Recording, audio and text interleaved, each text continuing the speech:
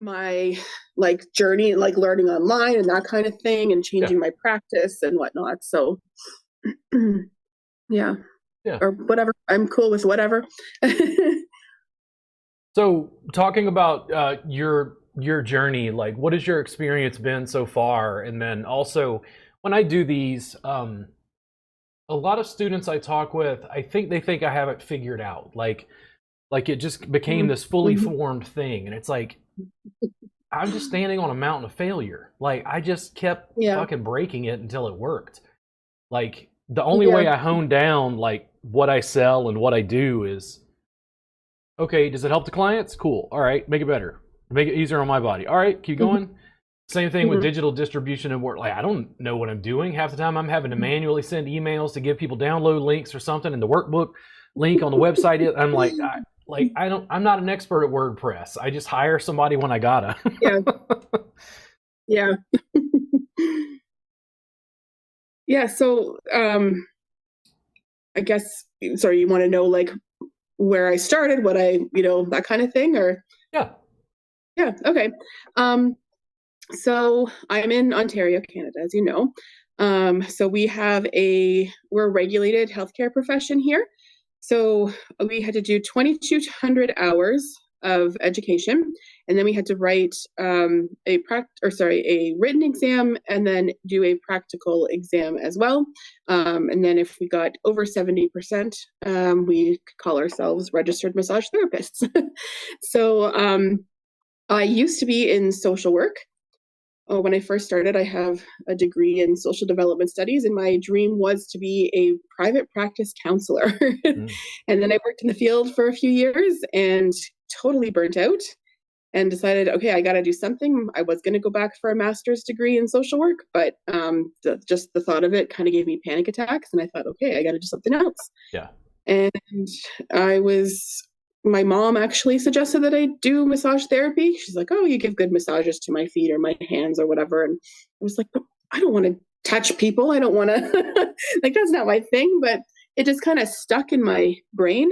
And so I looked into it and looked into it. And then, my partner had a small child and we were engaged at the time. And I thought, like, if I keep working social work hours, I'm going to be working midnights, overnights, 3 to 11s, like those kinds of shifts. And those aren't really conductive to having children.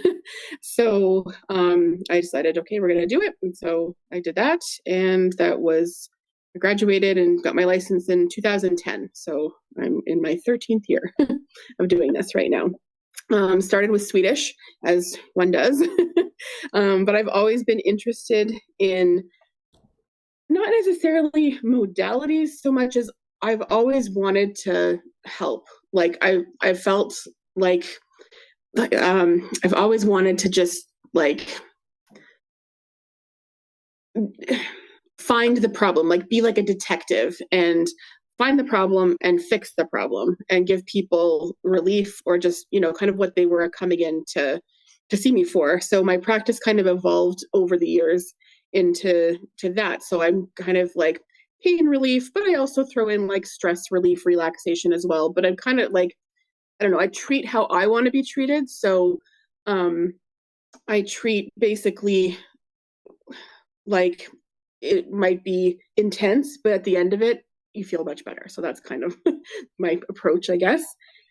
Um, I started following you about, maybe it was before COVID. I heard you on a podcast, the Two Massage Therapists and a Microphone podcast. They're also out of Ontario.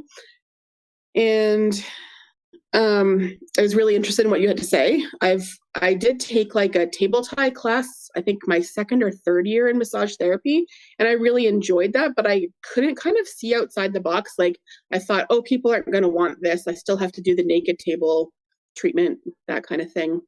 But I really enjoyed doing that type of thing. So when I saw your vault was, $7 a month, in Canadian dollars, it's about $10 a month. So I was like, that's doable. I can do that. And I just started watching your videos and stuff. And then you offered the suspension masterclass, and I was really at that point I was like wanting to do more mat, and I had a few, like two or three out of all of my clients were doing mat based stuff.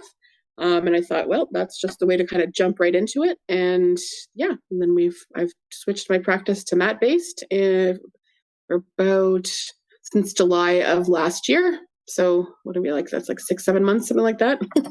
And yeah, and I'm loving it.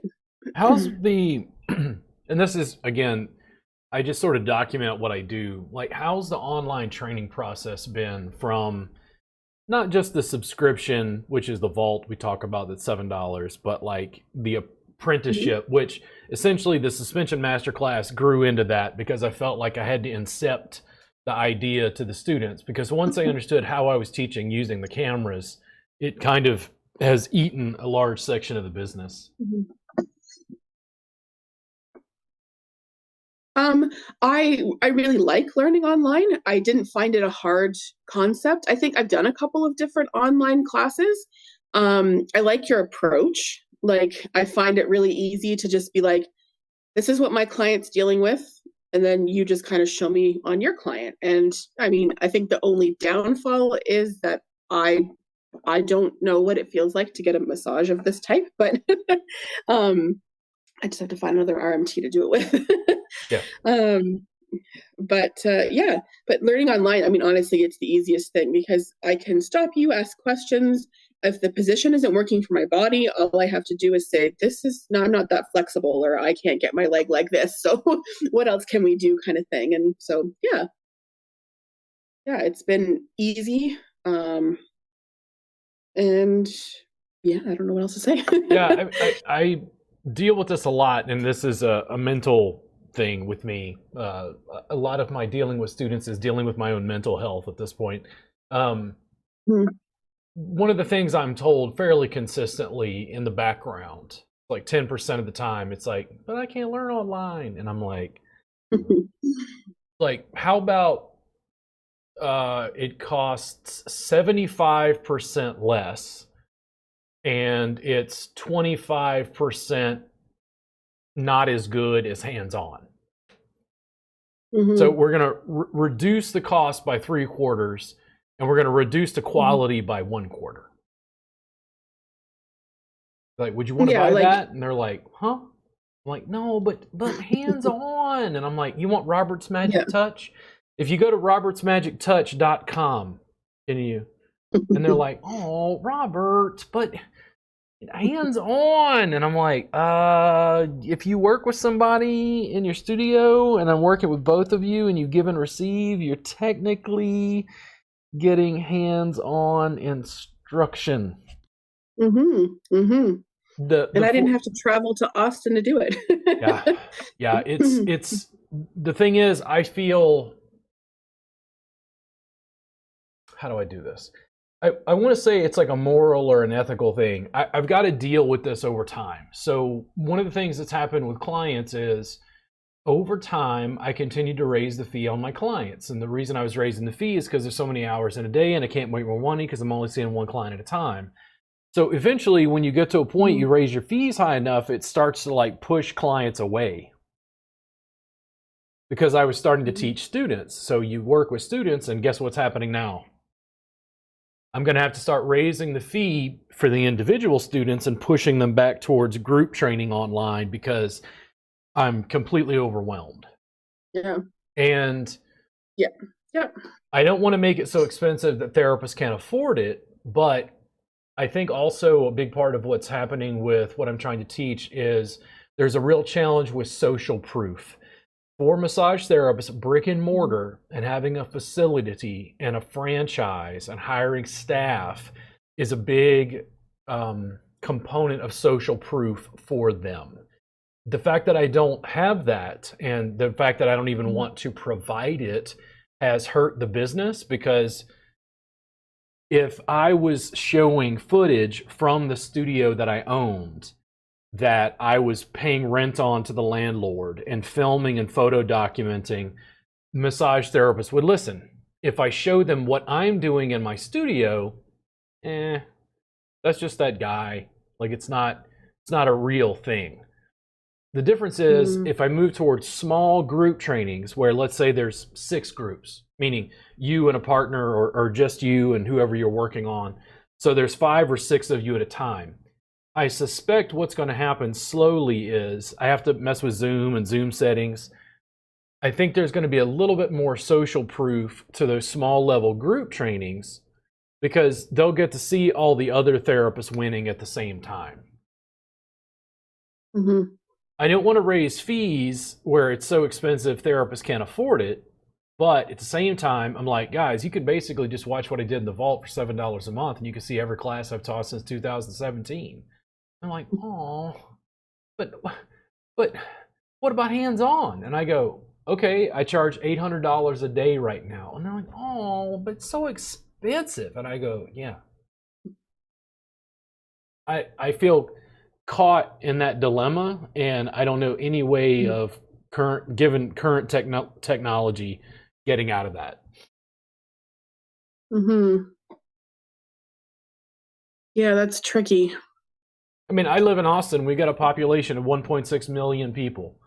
There are thousands of massage therapists. I have 3 regular students here. Wow. That just blows my mind. I don't know. Like it's I can't I don't know, maybe just because sorry, go ahead. Well, I mean, the thing is, one, what I teach isn't for everybody, and does a student want to come in and pay $600 for a 3-hour session? Did they want to pay $800 a day for a day training? Mm-hmm. Most of the therapists, just like most therapists in most locations, they want to take a group class to get their CE credit so they can renew their license. And they primarily just want to tack on service. It's a modality they can add to whatever they're already doing on a table. Yeah. Yeah. Yeah. Well, I think some of the problem with that is that you're looking at it as a modality. You're not looking at it as, how do I treat a whole person? You know, like, I don't know, like I do what you've taught me, but I also have a whole arsenal of different techniques and theories and classes that I've taken over the years that I also incorporate. So I know that my Thai massage or mat-based massage is different than yours, but it's just, that's how I approach, I guess, the body is just on the mat, not as a modality, like not the technique as a modality to use during a Swedish massage or does that make sense? Mm-hmm. I mean, yeah. I look at this and I have to a point, an outsider's perspective. Mm-hmm. When I look at branding and sales and marketing within the massage industry, the massage therapist wants 80% of what they taught in school to count. And they want to change the other 20% to like, let's add some stretch and do some this and active release. And they just want some cupping. We're going to tack on to that main service. And I went, maybe this isn't a great service for pain relief to begin with. Why don't we start over with the mat? And they go, oh, but no, I don't. My clients want massage. And I'm like, no, massage is what you've been selling them. Let's give them a different solution. One that's more effective and it's easier on your body. And I'd say it's easier to sell and market. What? Yeah, once people know what it is, I feel like then, like, I don't know, I've transitioned probably 80% of my clients. So I lost maybe 20% of my clients, which was kind of like, whoa, but still at the end of the day, I'm way happier. I'm in no pain. The people that I'm working with are my ideal clients. They want what I'm selling. So, and they've told friends. I've gotten, just this month alone, 4 new clients just from word of mouth. Yeah. So the challenge is you have to be willing to do something that looks different. Yeah. And what that means is you're going to stand out, and you will likely over time slowly start to get flack from other massage therapists who don't like the fact that you're doing something different. If it's anything like my experience, I get more, hate mail, I call it, from massage therapists than anybody else. The public loves what I do. Clients constantly ask me why massage therapists aren't doing what I teach. And I go, they went to school to provide a certain service, and I've Yep. broken that service. That's all. Yep. It's Yep. just different. The other thing is, most people, not just massage therapists, most people are followers. Once there's a strong enough brand and people are asking for it and the clients were demanding it. Like right now, I talk about next level pain relief. If people were demanding next level pain relief sessions and they were looking for next level pain relief specialists, the massage therapist would line up to train with me to provide the service that the clients are asking for. The difference is, like, you have to sort of incept demand for something when people just aren't aware that it exists to begin with. I sat down and was doing some video production and social media graphic design stuff for Kelly Mitchell because she's starting to work with me, but she had a photographer come in, she got a logo, and I'm sticking stuff on the screen and moving it around and going, just do this every day, even if it's just with your phone. Massage therapists make little to no social media content. And in the modern world, they're wondering why they're not filling their books. And I can only teach them what has worked for me. And what worked for me was obsessive, ongoing video production. I could have just as easily been like, hey, we don't need to do this podcast. But it's like, if I do this and we get 2 hours of footage, I can produce 15 videos out of this one podcast. And now I figured out how to take video editing software because, are you on TikTok at all? I've posted one thing. So, I know that's the future. My 18-year-old is like, this is what I do. This is what everybody does. No, and it's and they're true. It's true. But I'm 45, and like I'm the one espousing, do this, and I have problems with it because Kelly's going, but the banner thing for YouTube, it's got to be, and I'm like, listen. It went from the internet is on the computer to the internet is on the phone to the videos in landscape to the videos in portrait, and it keeps changing. And it's like kind of like, well, why does it keep? And I'm like, because technology evolves and all the platforms are consuming the other platforms trying to keep up. TikTok introduced, in my world, portrait mode. Portrait mode has like TikTok was getting such huge gargantuan reach, it started to eat Facebook and YouTube's lunch. So now what they're doing is like, well, Reels on Instagram, and it's like they're turning everything portrait mode, and I've got to use video software to take this podcast and clip a piece of it in portrait and put like graphics underneath to be able to stimulate people's brains however they want for social media. Now, I just keep working at it. I just keep breaking it. Like sometimes I recorded a whole podcast one time, didn't record the audio. I don't remember how it happened, but it's like, they see what results and they wonder, how the business keeps rolling. And it's like, do really good work and show people what you do. A close on discipline, which is what I'm teaching and you're doing primarily, it sounds like, is very easy to film and photo document stuff. The therapist, every student in the Reboot Insiders Club, is our private subscribers group. I never changed the name to Next Level Pain Relief yet.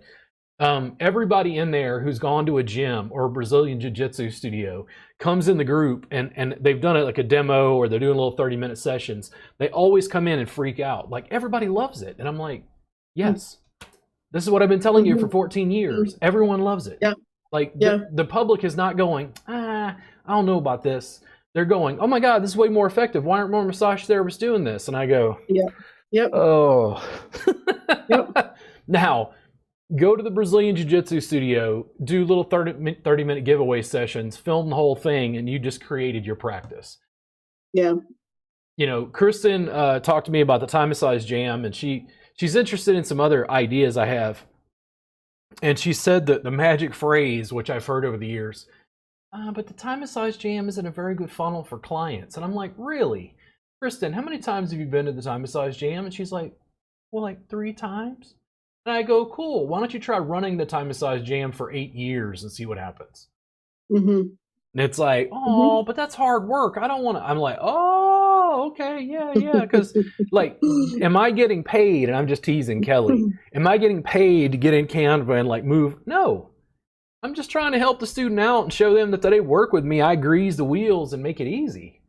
Yeah. It's like Yeah. you got a podcast. By the way, your website is above you, and your Instagram handle is below you. You didn't have to Oh, set thank this you. up. I did it. Well, thank you. I appreciate that. Well, it's like the thing is, I can go to a Facebook group. This is how the massage industry is with social media. I can go to a Facebook group and say, "Hey, does anybody want to be on my podcast?" And it's like crickets. Yeah. Because they're like, well, people are gonna judge me, and I'm like, yes, they fucking judge me every day. It's what my entire business is based on. It's But like, it's putting yourself out there. You have to put yourself out there, and you'll take the good and the not so good. I had a random person from a Facebook group that I'm in send me a Facebook message just saying, I've totally creeped your social media and your website, and everything is just so awesome. And I really resonate with what you're doing and saying. And I was just like, oh, wow. Like I post shit in groups, like I do a Massage Music Monday playlist, because I like music, and I know I always like listening to different playlists. And so I post them in groups, and I never know who's listening to them or finding value in them. But then just getting messages like that, it's like, oh, okay, somebody out there, does see me, does see what I'm doing and whatnot. So yeah, like you never know with this podcast who it's going to reach, right? yeah, it's just like I can't. There's not a whatever Kristen is looking for, where she does one thing and a client comes in. So in other words, I engage in a behavior and money comes in. If they don't get a 1-for-1, they go, oh, I'm just working for free. That's the problem I have with the time and size jam. The students don't want to run them because they're like, oh, but it's like a lot of work. And I'm like, yeah. And here's what they're not doing. You ready? It's not the time and size jam. They're not filming it. Right. They're not putting it on social media and cutting it up the way I was.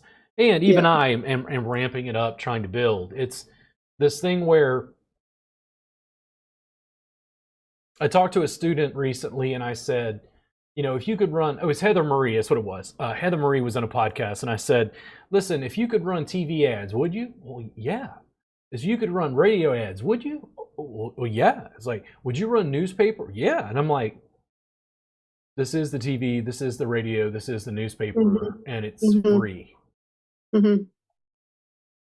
Like I literally on TikTok, you can go in and I like coffee, so I've been stitching, and then like there's a duet function. I'm sure you've seen this in a video, but didn't realize it was coming from TikTok. Have you seen the duets before? Yeah. My stepdaughter shares all this stuff with me. So it's like someone will be, they got this, it's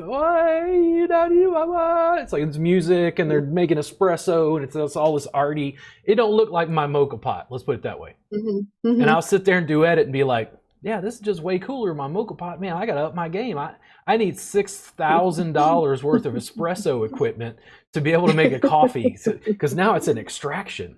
But when I make that video, it goes out, I'm promoting the other person's thing, the other person's video, and then it's like, and it's weird because you want something, quote unquote, to go viral, right?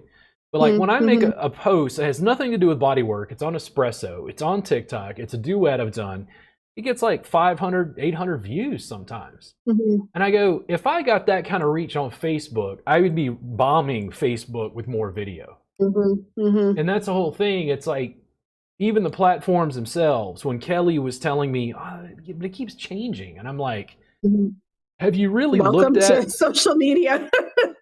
TikTok? It's not Twitter. It's not YouTube. It's not Facebook. It's not Instagram. Like, it's just all over the place.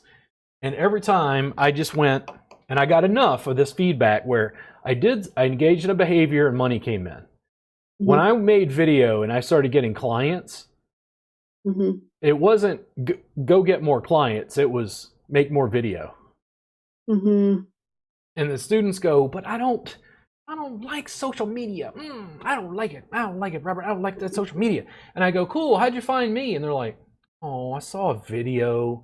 I'm like, was that video on social media? So much. I don't think it's so much though that they don't like social media. I know for myself, I have a hard time seeing myself on social media. I'm trying to get more comfortable with that. And I mean, ultimately I know that people aren't necessarily looking at me and seeing what I see, but it's putting myself out there and being vulnerable to like feedback as a larger person and as a female and that kind of thing. People make comments and that kind of stuff, and that I think that can be difficult for some people to just deal with. Like, it's something that scares people away from social media. Most of the negative feedback I get is from people in my industry. Yeah.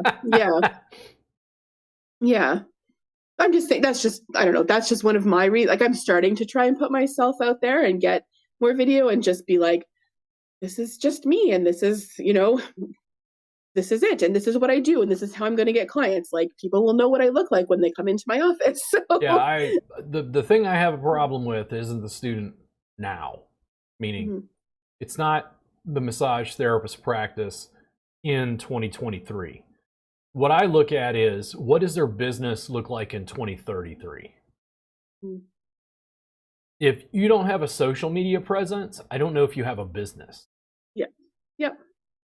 That's very true. I just, and I feel as much as I produce, and there's probably, is it 2,000? There's 1,000 or 2,000 videos on my YouTube channel, and I'm still producing podcasts. Like, there was some research, I think Josh Terry, I talked to him one time about podcasting, and he said, the average podcast does like over like the whole of the internet. The average podcast only do like 10 episodes. Really? Because, they give it up. They just try it, do 10, and then it falls by the wayside.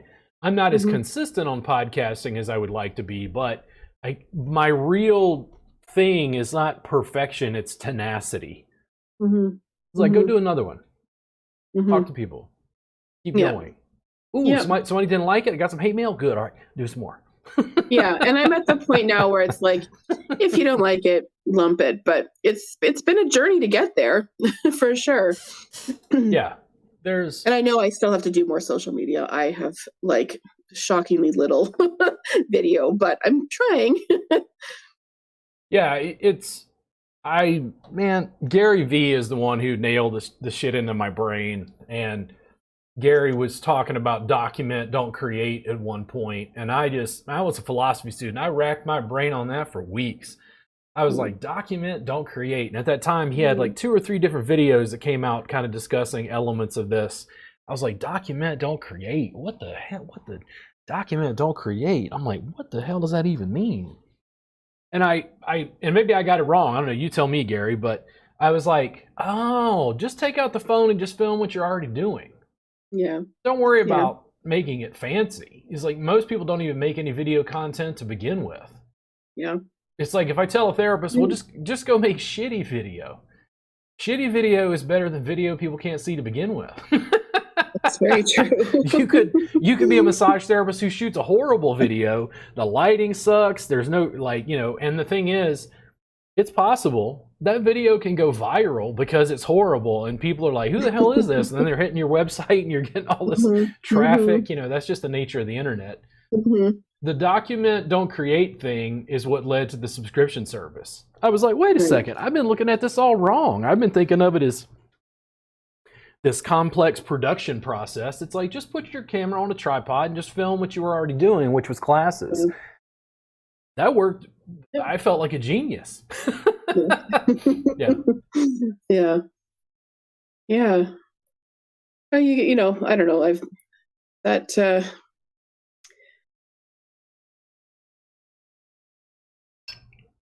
Sorry. I had a thought and it just left my brain. So happens too many times a day. Yeah, massage therapists pride themselves on hands-on. It's the wonderful spiritualness of in-person connection and whatever. And I go, awesome, burn the incense and whatever you got to do and have your hands-on spiritual connection, but can you film it? I'm not getting rid of that first part, by the way, but why aren't you showing people your spiritualness? Because if that's your style, that people want to see what you do. They don't and what sets you apart. And so again, some people don't want spiritual. They don't want crystals and sound bowls and that kind of stuff. And cool, then they'll go find someone else. But you want to attract, you don't want to attract everybody. You want to attract your ideal client. So again, like coming up with a niche is also important. Like I know you do pain relief, and I kind of do the same, pain and stress relief. I mean, and that can encompass a lot of people, but if you like working on people's like energy fields and whatever else, well as the body work, then show that, because then you're going to attract people who want that. So show, like you said, document, don't create, show what you do. And that's what's going to attract your clients eventually. Yeah, I just think it's way more work to put on a facade than it is to just show people Totally. who you are, what you do, and draw those people. Yep. Yeah. It's been a super interesting and kind of weird market to deal with education in an industry where they essentially eschew social media. So no students ever complain that I'm filming my classes. Because, well, they get a free copy of their class. Totally. Yeah. Right? But it's like, but all those clips wind up on social media. I got it before I sneezed. I had to turn my mic off. It was loud. Yeah, it's more footage winds up on the cutting room floor than winds up what's on social media. But awareness and continuing to produce video and see what people like and dislike, and I don't know. I mean, I'm fully committed to it, but all of the average channels say massage magazines cost money. Working with schools, you got to pay percentage for like rent on their space. Doing it all myself on my own really cut out the middleman, maximized my individual profit, and allowed me to go direct to consumer. That's been my entire model through these cameras. I don't think it's recognized in the massage industry because, again, they're so brick and mortar. I should have a place. If I was a success, I would have a building, a brick and mortar where I was hiring massage therapists, and I'd go, why don't Michelle just keep it all? Yeah. Yeah. Why? I don't know. Like I have an office, like I rent space in a chiropractor's clinic. And that's more for like referral and just to be multidisciplinary, that kind of thing. And I really enjoy where I work, but like eventually I want to just have space in my house set up just to oh no, that's the ultimate lessening of prestige in the massage industry, by the way. That doesn't make any sense to me. I don't know. Maybe it's because actually I don't know. Like a lot of American massage therapists work at like Massage Envies, like those kind of chains. Not everybody does, but I don't know. Like in here we're a lot of us were independent contractors, and we will often do kind of split percentages. We don't work for like a $15 an hour, like that kind of thing. I just can't imagine why having space has anything to do with, I don't know, maybe that's just my perspective, like from what I'm used to up here. For whatever reason, I just get a sense that the massage industry is very taken with brick and mortar business models. It's hands-on. And there's less prestige to having people in your home studio than there is paying a landlord thousands of dollars a month so you have a space. The other transition I see is the therapist who is successful, they want to open a place and hire massage therapists, and then they wind up in a sort of weird, in my opinion, adversarial relationship with massage therapists themselves because they're so hard to manage. And I'm like, I had a choice, and this is me. I could have gone the brick and mortar route and opened a facility, and that's not that that's a bad idea. It's just I didn't want to do that. I decided to go towards education, and not only education, but like, let's fuck this up. Let's use cameras and go direct to consumer in a way that nobody understands. And I'm like, let's do this. Everybody said it's impossible. People can't learn online, and I'm like, oh boy. Okay, cool. We'll just nurture the ones who want to do it, and we'll just continue growing until everybody else sees it and then goes, oh, I want to do that. But I did not want to be someone who was managing massage therapists. Yeah. I knew that. Yeah. Yeah. So do they think then that if you opened up a brick and mortar called Next Level Pain Relief and they took your Next Level Pain Relief classes and they could go and work for you or your franchises, like that gives it more credibility, that makes the work better? Social Really? proof. Yeah. Well, there's a building. Of course this is, right? Yeah. It's just social proof. There's not a lot of social proof to 1,000 videos on the YouTube channel. There's some, but...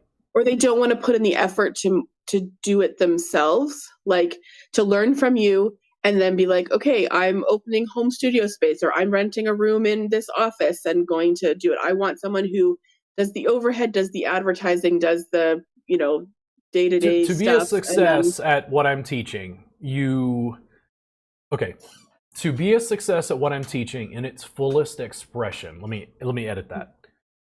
You have to be in private practice. You can't work at a facility and do what I teach in its fullest expression. Then when I would teach a class, the students would like the techniques, the mat stuff we were doing, we were calling Intro to Thai at that time. And they'd say, oh, like, when are you going to open a place? I'm like, why? And they're like, well, I want you to give me a job. And I'm like, ooh, because if you don't like me as a teacher, you're going to love me as a boss. But you're going to love me as a boss.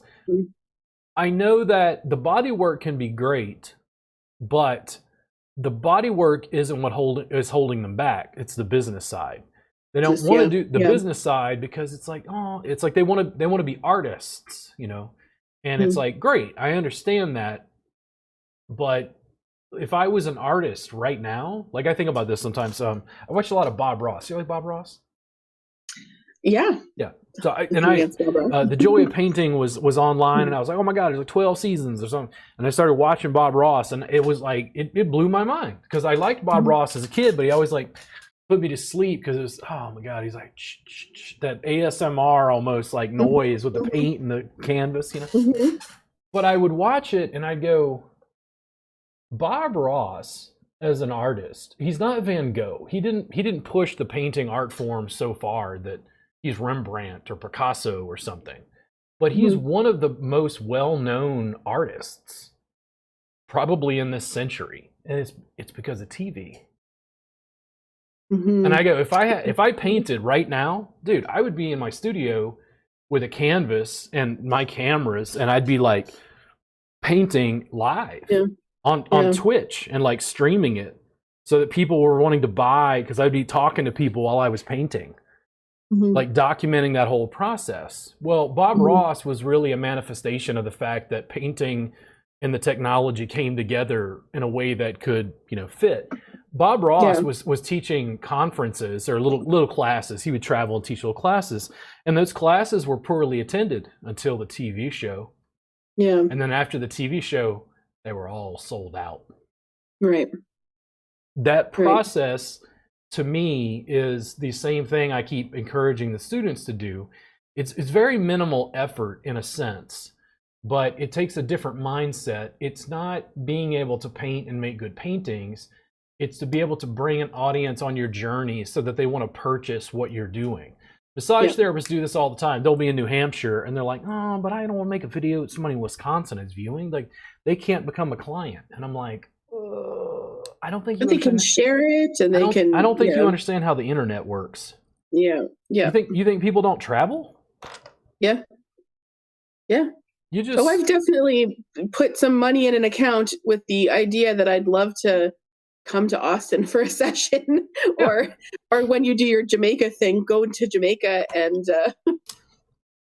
do that for sure. Yeah, people did this thing to me where I spent more time probably working on the video production around the bodywork and teaching, so that it did the Bob Ross thing where you put enough on TV that people saw it and wanted to come take the in-person class. So the in-person class was selling. Like, it's really both. Is it hands-on or digital? Hands-on or online? It's like both. Yeah. Yeah. People would tell me, they're like, but dude, if you if you put all your classes online, why would somebody come take class with you in person? I'm like, dude, I listen to, AC/DC. It's great. Why do you go to the concert when you can just put on the CD? Yeah, the experience. Ah, yeah. Yeah. It's like, because the thing is, if you make enough of this, you get what I get, which is and I'm learning how to manage this over time. But this was years ago. I had a regular class in Dallas once every 3 months or so. I went up and taught a little 6-hour class on a table, and to Texas massage therapists, I'm sometimes like a legend. Because I'm in Texas, right? I've been in Texas for 14 years or so.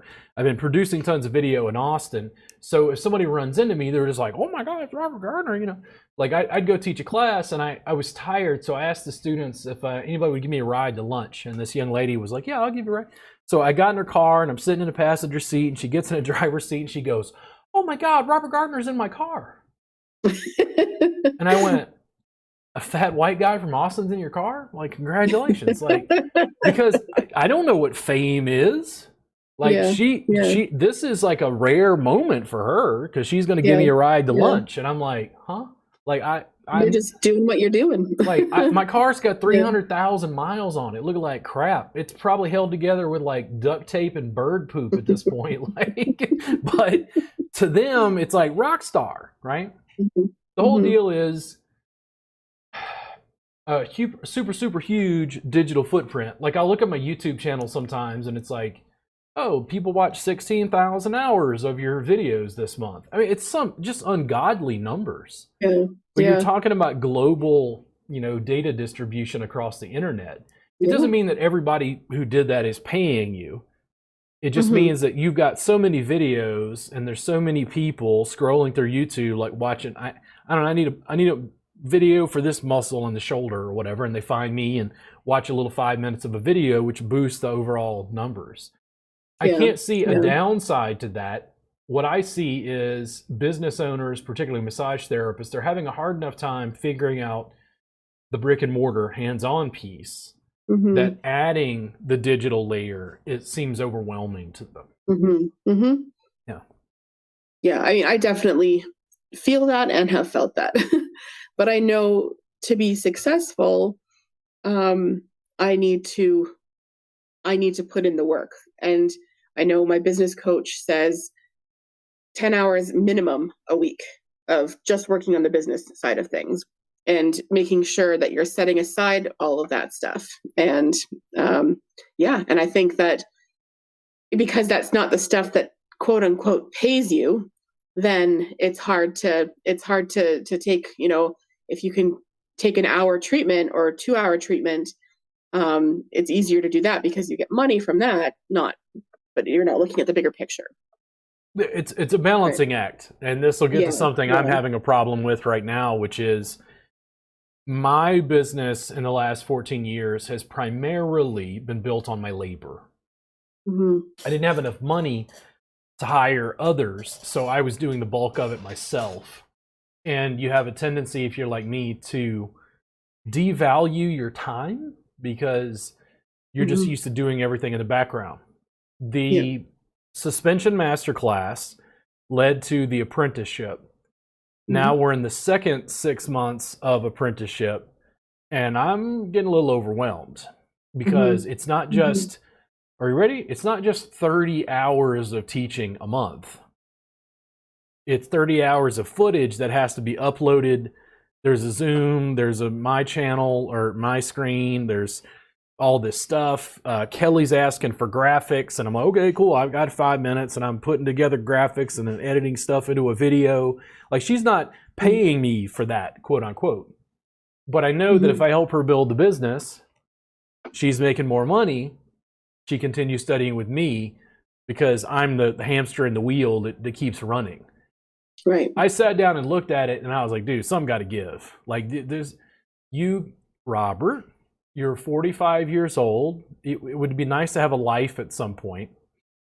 Like, you and I just did a quick mental audit. I didn't sit down and actually tally numbers and stuff. I go, between video editing, uploading, and scheduling video posts, How many hours a week, Robert? And I was like, 10. I was like, minimum. Mm-hmm. Mm-hmm. Sometimes way more than that, sometimes less, but average 10 hours a week. I'm like, all right, so 10 hours a week is 40 hours a month. Mm-hmm. And 40 hours a month means you spend 3 months out of your year editing video, uploading video, and scheduling stuff. 3 months. Wow. And I go, hire someone. Now you're going to get 3 months back. Yeah. And if you know how I am I going to stop working? If I had a videographer who was doing all this for me, am I going to stop working? No. Stop producing more? No. No, because I know how I am. Once Josh has helped me with this, Josh starts using that word mindset, which I have a little bit of a problem with sometimes because I think it's a little overused. But once I understand that, like, okay, you take a little bit of your money and you outsource, then it's like, okay, need a better bookkeeper. Okay, need someone to do graphic design. All right, need someone to hook up software, streamline the website, deal with WordPress. And then once you've got all of this and you've got a team, now what happens?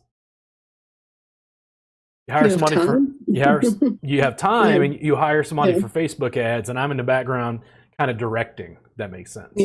It's like checking it out, you know. That process is something that if I do not start outsourcing, it is going to damage my health, damage my relationships, and or like destroy my business because it's going to plateau and it won't be able to grow. Yeah. The goal, like I have a conversation with Jennifer later. She wants to have a class in Cabo San Lucas. And this is where I'm at. I can turn on cameras in my studio and make money with almost zero overhead. Yep. Pretty nice. Yep. Or I can shell out $3,000 in the hopes that a class in Cabo San Lucas, Mexico will make. That's very, very difficult for me at the moment when I'm trying to outsource. Does it make sense? Yep. But totally. from a social proof standpoint, the therapists want, oh, I want to go on vacation. I want to go out of the country. I want to go, you mentioned, I want to go to Jamaica.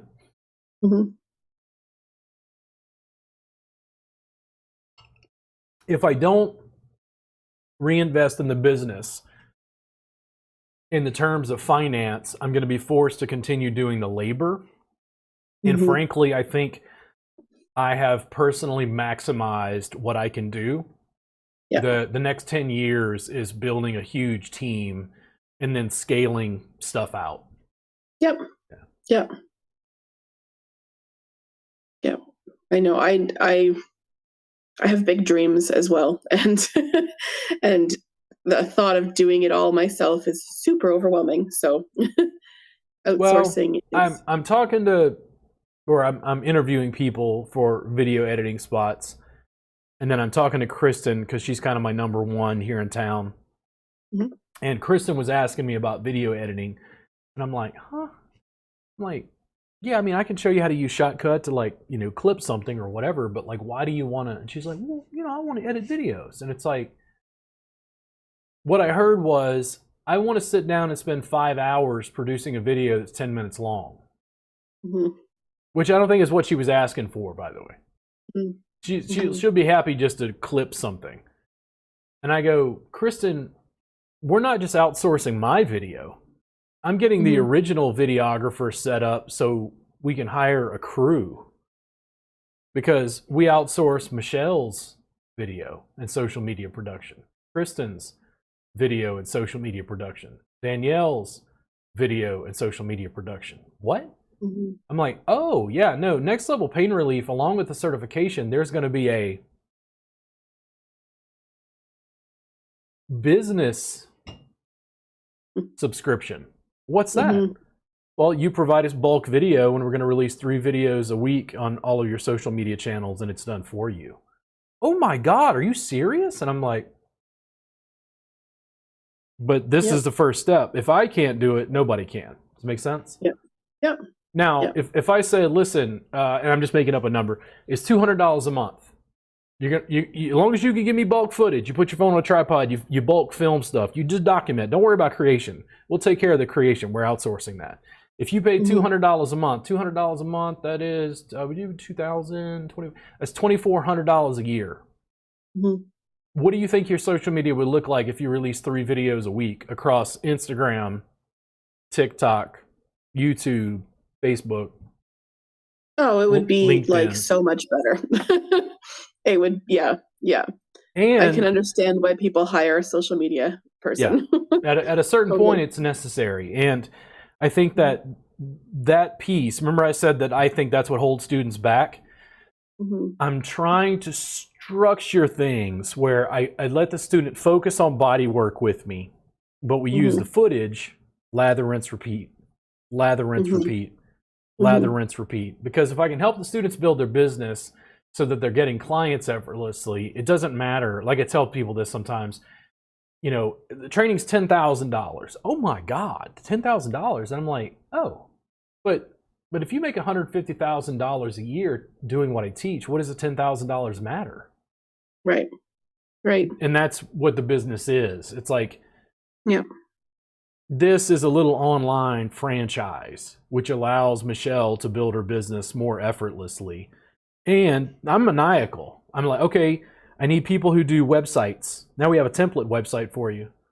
I need people who do template. It's like, holy shit. Oh, you need a podcast? Cool. So you're going to bulk record. We got people who handle that. You're like, oh my God, dude, it's like a business in a box. And I go, ding, ding, ding, ding. Yeah.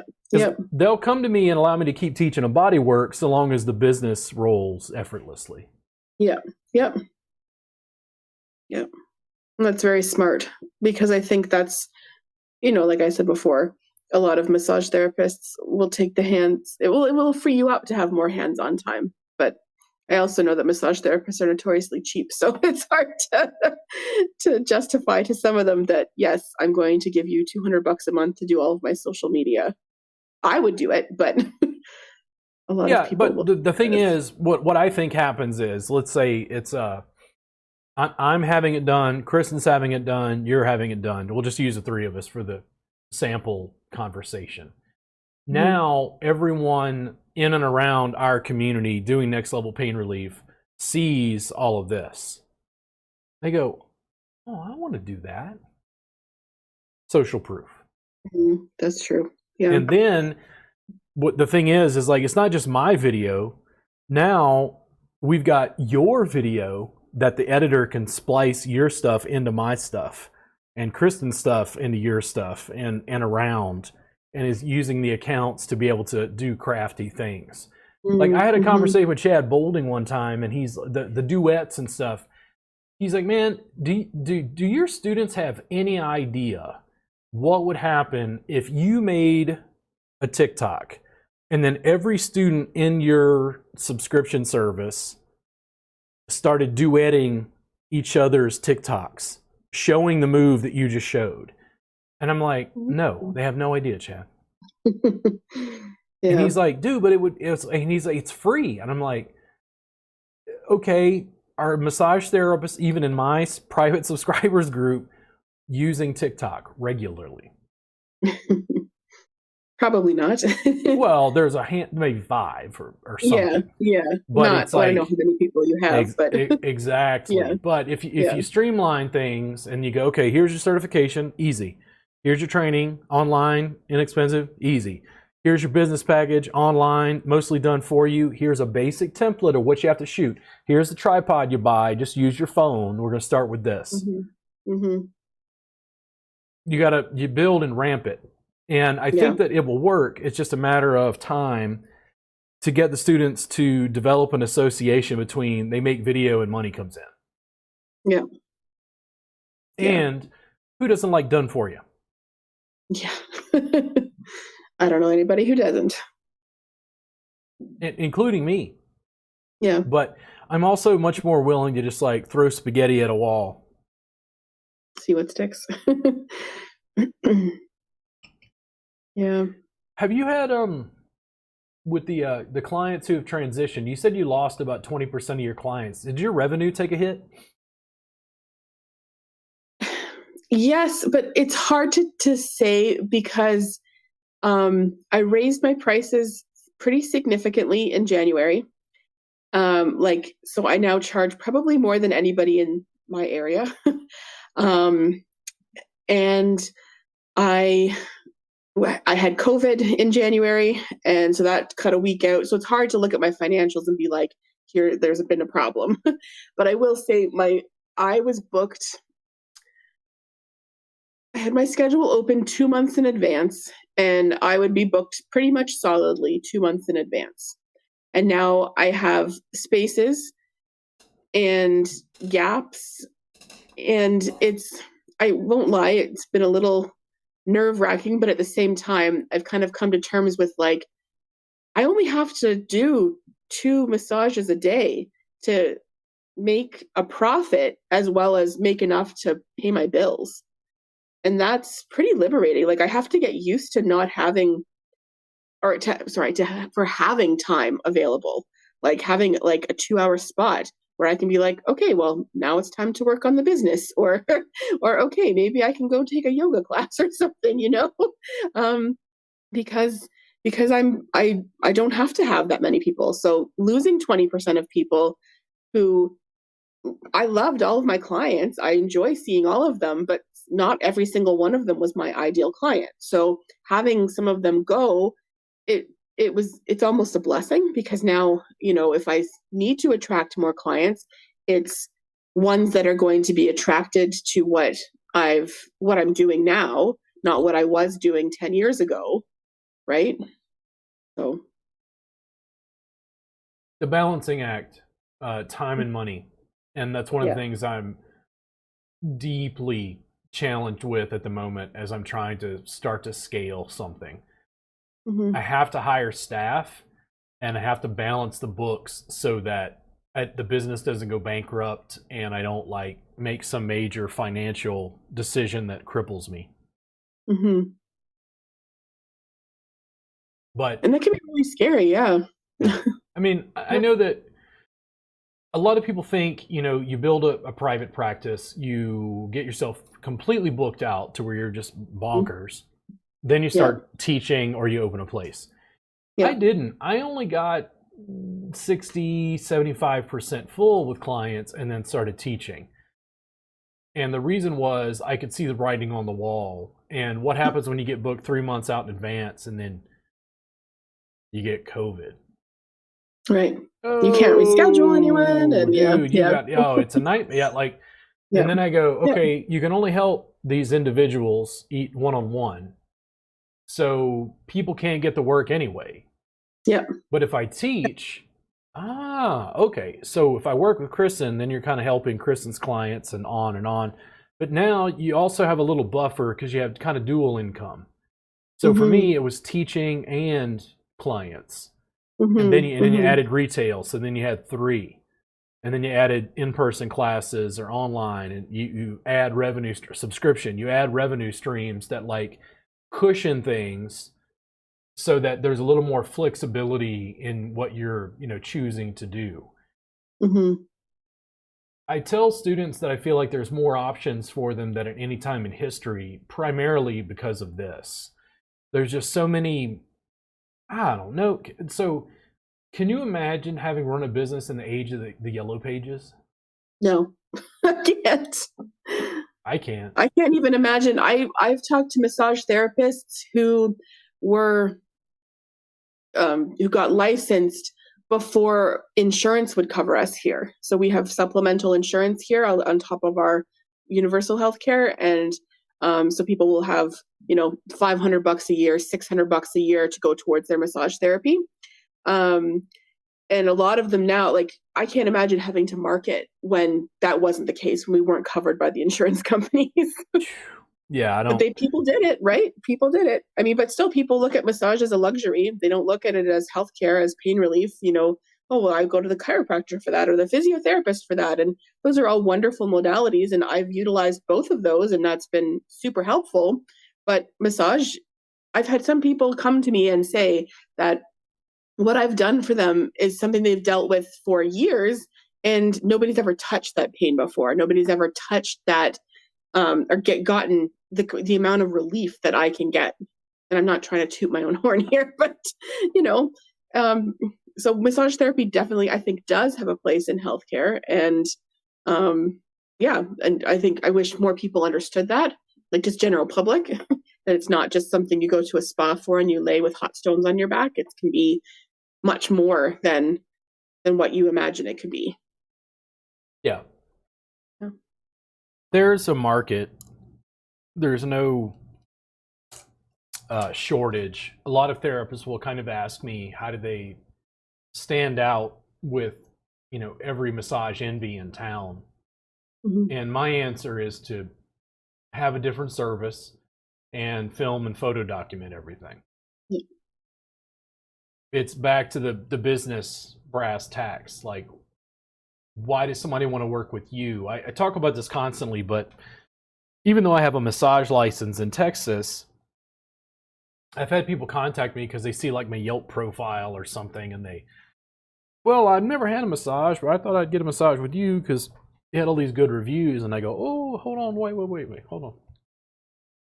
Are you in any pain? And they're like, well, no, I just thought, you know, you just got all these good reviews. And I'm like, I'm kind of like the deep end of the pool.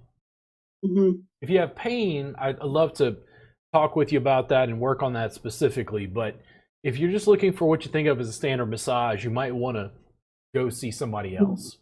Mm-hmm. And they're very appreciative when I give them the feedback. The other end of the spectrum is somebody who's like, yeah, I got this shoulder pain that I've had for 5 years. And I go, the conversation very quickly goes from massage to like, where's your pain? What's it at on a pain scale? How long have you had it? How are you using your body? Oh, okay. Is it deep in the shoulder joint? It like runs down your, almost like the back of your arm. And they're like, yeah, how did you know that? I'm like, we could probably deal with the bulk of it in one session. Listen, I got some time on Thursday at around noon. Could you do that?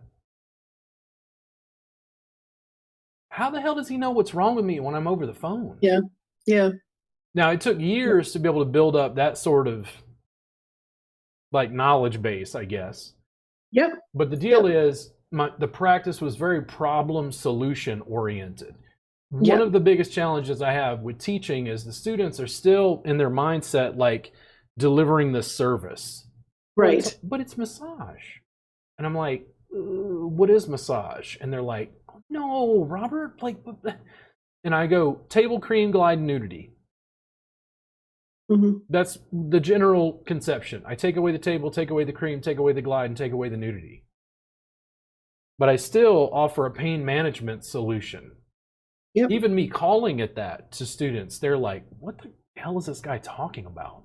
It's a pain management service. Yep. But we do massage. And I'm like, when you continue doing massage, you look like everybody else in the marketplace. Yep. Yep. Yep. And you have to, like in the market specifically, you have to set yourself apart. You can't sell a modality. That's well, I guess you could kind of, but like people don't care whether you're licensed in ART or cupping or this or that. They care that, like you said, my shoulder hurts here. What can you do for me? What are the results that I'm going to get? I mean, I think, a lot of people don't understand that. They just want to keep going with the status quo. People know what massage is. People, have their preconceived notions of what it is, and that's how they market themselves, like everybody else. Yeah. Yeah. I love it. I mean, I wouldn't mind having a podcast for 2 hours where I talked about the difference between a commodity and a brand.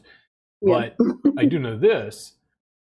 As an educator, I went in to teach the technique. And as I taught the technique, I'm like, the problem isn't the technique. The problem is the student's business. So I go, okay, teach them the techniques and just add 10%. Anytime this comes up in class, they go, oh, he's doing it again. Oh, he's talking about the evils of capitalism and business. I don't want to be involved in capitalism and evils of business. But you're running a business. Oh.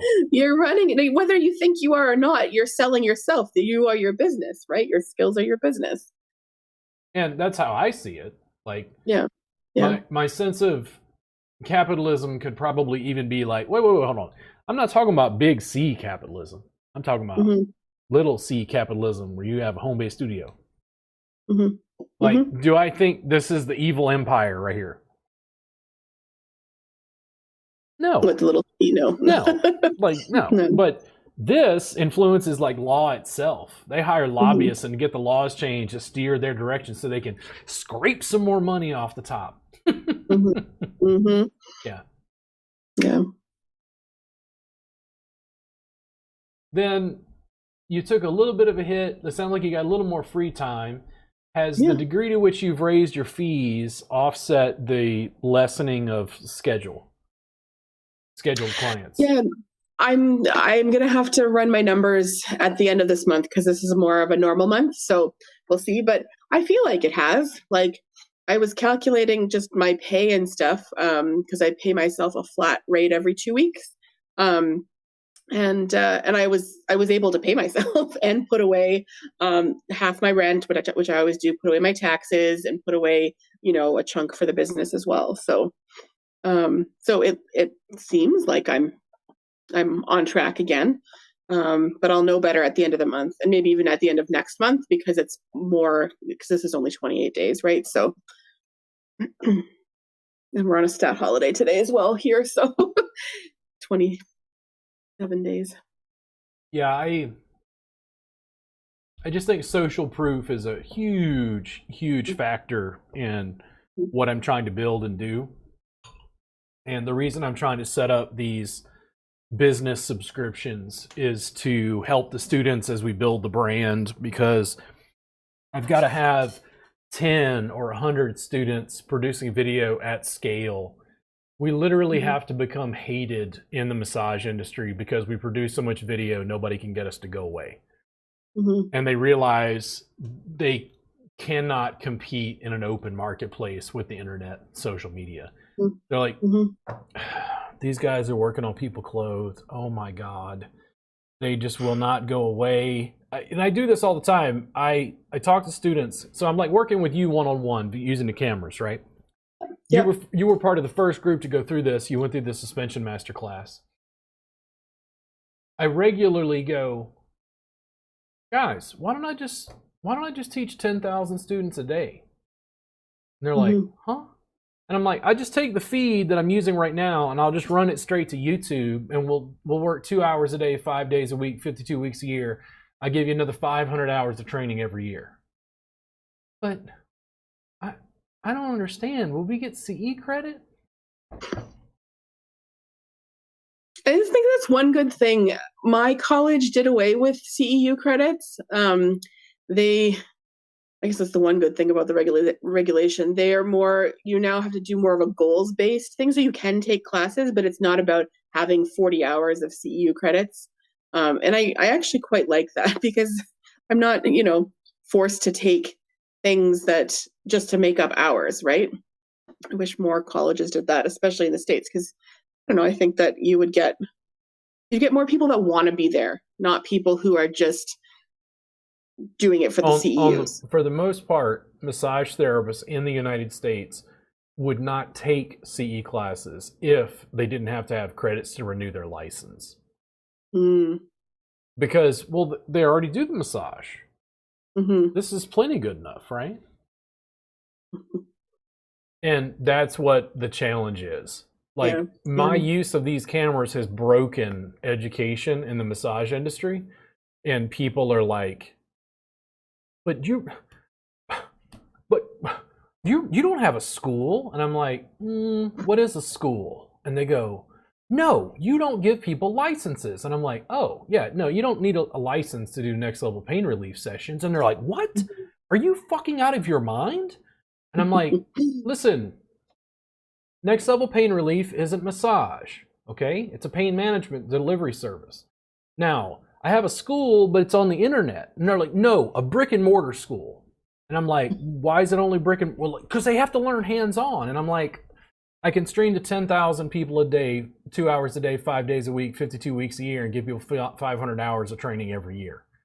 And the students who are subscribed currently go, well, how much would you charge us? And I'm like, $7 a month. And they're like, what the fuck? How?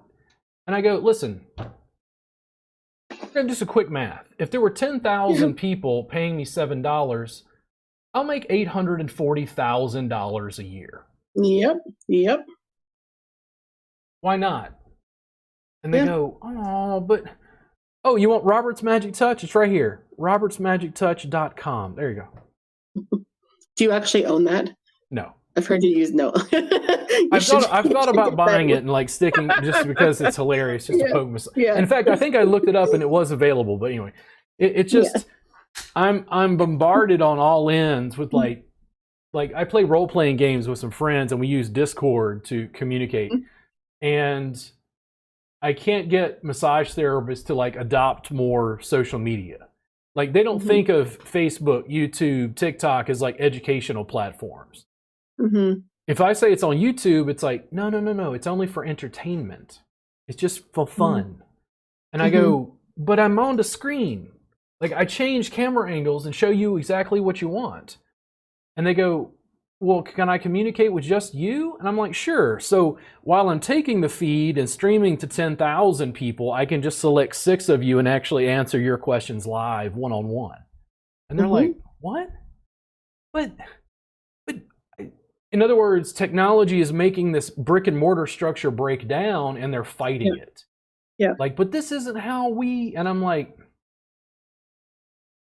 I see massage therapists who are broke, whose hands hurt, and whose industry is being overly sexualized. I have a solution. Now, and then Robert takes a chill pill, reins it on in, and says, okay, work with one student at a time, build it up, small groups, little social proof, a little more video, outsourcing. Come on, they'll figure it out. They'll come along. But right now, there's not a lot of social proof. Mat-based work represents less than 0.01% of the current massage marketplace. If we got to 0.1%, my business would 10x.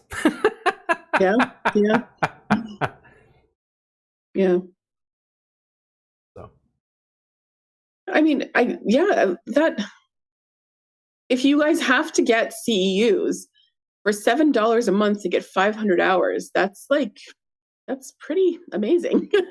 Well, the other thing is, and I'm making assumptions, like one, in Texas, you can't teach hands-on instruction online for CE credit. Okay. Now, I have something I normally go into about that, but we won't worry about it. The issue is I can just turn on the cameras and just stream and teach them. The subscription service is $7 a month, and something that I missed when I set up the subscription service, one of the biggest battles has been the fee. Some people tell me, like, dude, you've got 1,000 fucking hours of footage. You have to raise the fee on this. You can't just, and I'm like, why? Just give me 700 more subscribers. We're good. We don't need to charge more than $7. And they're like, but you're not making any money. And I'm like,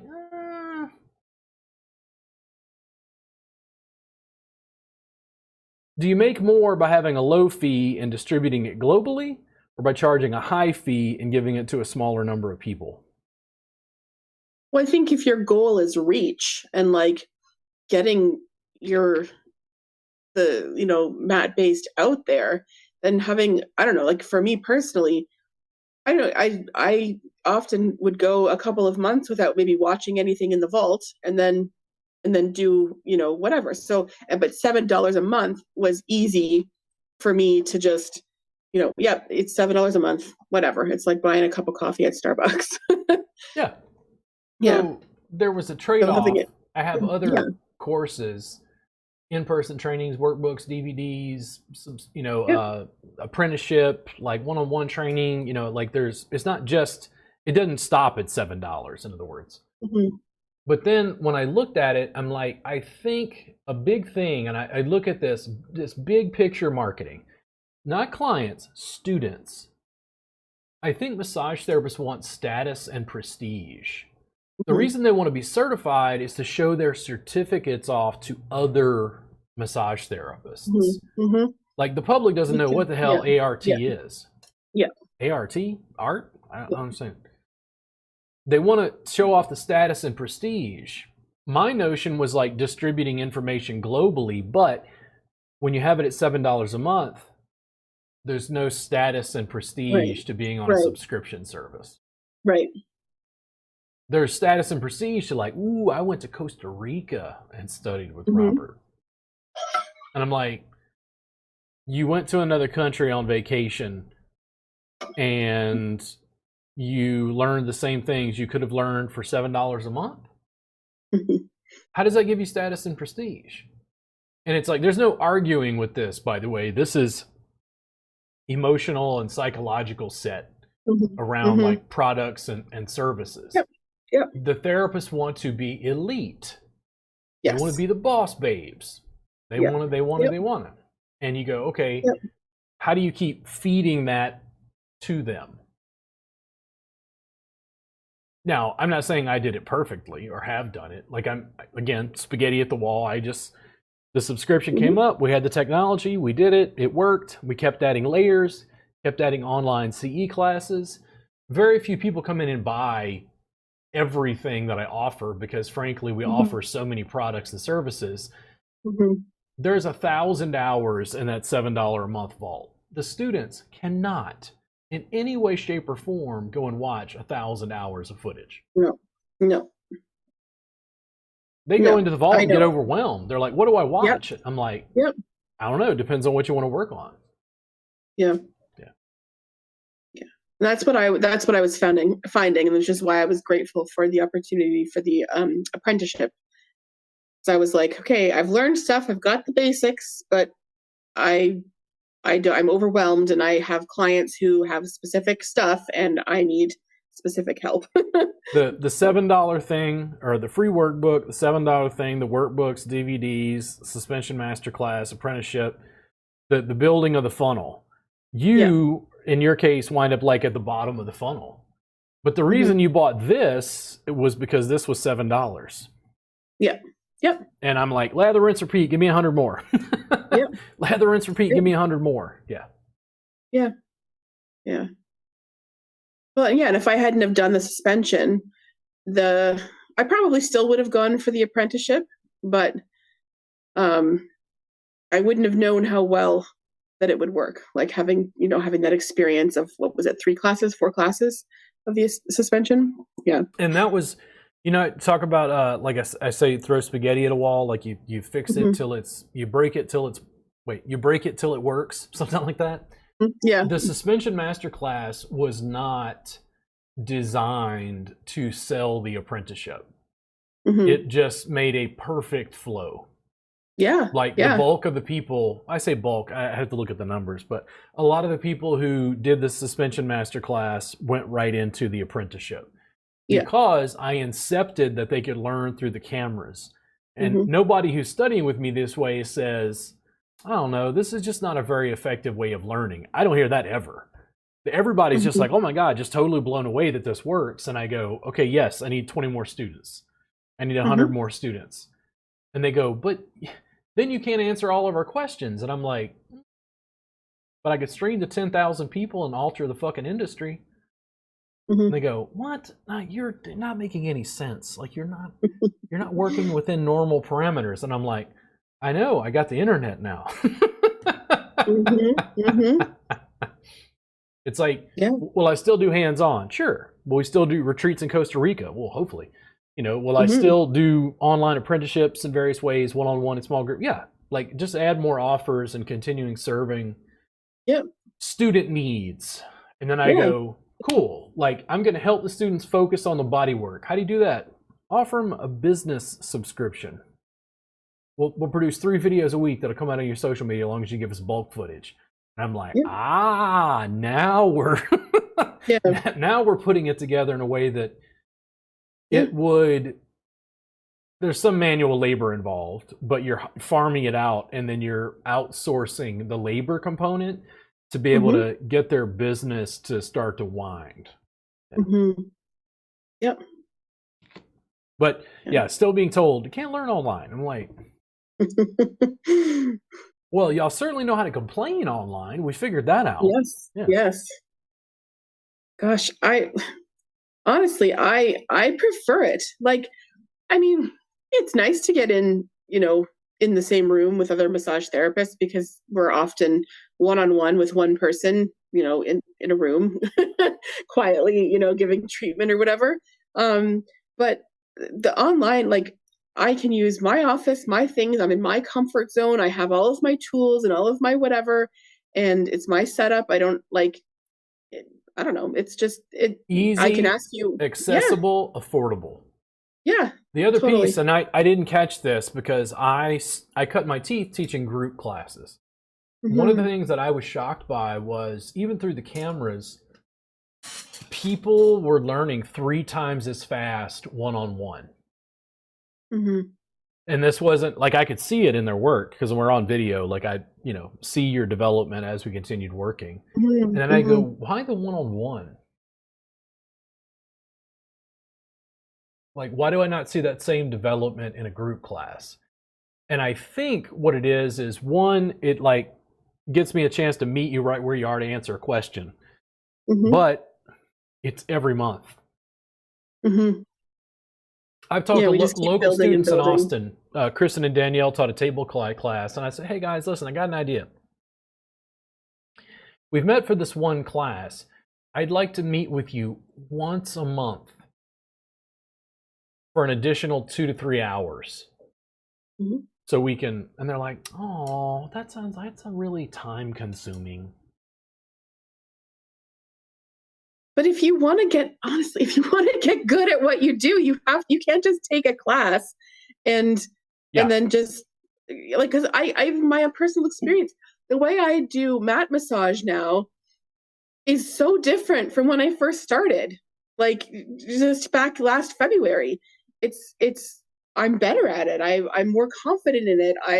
I know different places to go. And that's just because I just kept doing it. I kept, meeting with you once a month um and then bring whatever we learned into my weekly clients. And yeah, like you can't just take a class and then just not practice because then you don't. I don't know. I've I taken a lot of I'm an classes and educator, and I'm yeah, only like I don't have any training in educational theory, yeah. but I have learned over time that I like group trainings less than Hmm. one on one, even over the cameras. Hmm. And I also found it more emotionally satisfying because it was like beating your head against a brick wall for 10 years where it was like I taught 100 group classes in Austin and I'm like, where are the students going? They just take a class and then vanish. Hmm. It wasn't having a discernible effect on the marketplace. Whereas when I kept working with you month after month after month, and you're like, all of a sudden, this is the thing again, I can't learn online. You hear this 10% noise in the background, and I'm like, well, Michelle certainly can because she's in Canada and we've never met in person, and her entire practice is mat based with suspension. And Hmm. they go, huh? But, oh, easy, Yeah, affordable, accessible. Who's going to yeah, argue about that? I don't want it to be yeah, easy, affordable, and accessible. yeah, And yeah. no, they're like, I want hands on. I'm like, oh, here it is, robertsmagictouch.com. It's right here. Like, if you live in Austin, you can just come train with me. Yeah. And then locally, they go, oh, but it's like really expensive. And I'm like, dude, do you know what? Like, there's a reason. There's a reason I live in an apartment and not a home. It's like because you can't Hmm. afford to buy here because the real estate values have gone through the roof. Hmm. Hmm. Stuff is expensive. Yep. Yep. Everywhere.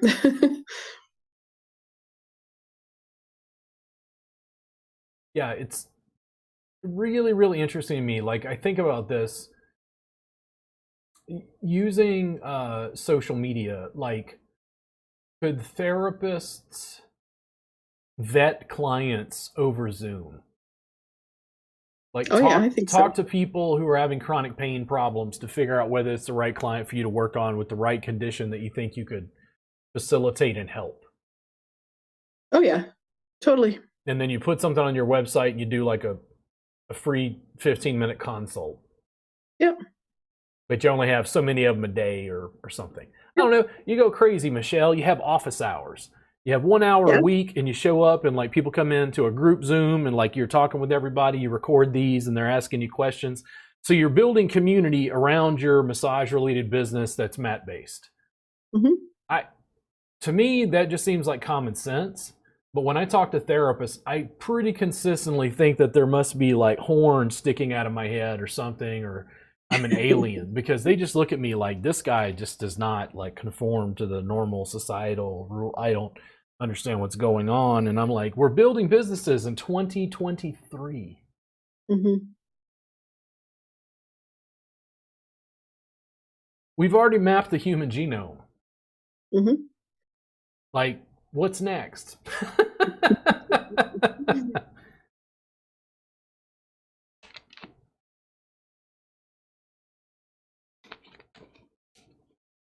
Is there anything on the horizon in your business that you're excited about? Yeah. I've just certified in hypnotherapy, which has nothing to do with mat-based body work. Um, and I'm doing practice hours and I'm really enjoying them. So I'm looking forward now to kind of scaling back my actual hands-on work and, doing that kind of like hypnotherapy. I'd like to eventually get into coaching, that kind of thing. And then just, I don't know, I had this epiphany last year, which kind of took me down the road, which was I was watching somebody else on social media and I was like, man, like, why can't I do that? Like, why can't I have that? And it was like, boom, yeah, you can do that. Like, you just have to work towards it. And that just kind of changed my perspective on the rest of like just the rest of last year. So I started doing apprenticeship with you. I started, change my practice to mat based, doing things that make me happy. I hired a business coach. I raised my rates. I did all this stuff. I took hypnotherapy. I'm getting into that, and I just, I'm excited to see less people getting for more time and getting better results with the mat stuff, and then getting kind of back into that helping people um, mentally as well. Like, I'm not like a therapist or anything, but like, just helping people change their thought patterns and change the way they think about things, and bridging kind of that body mind connection with what I do. So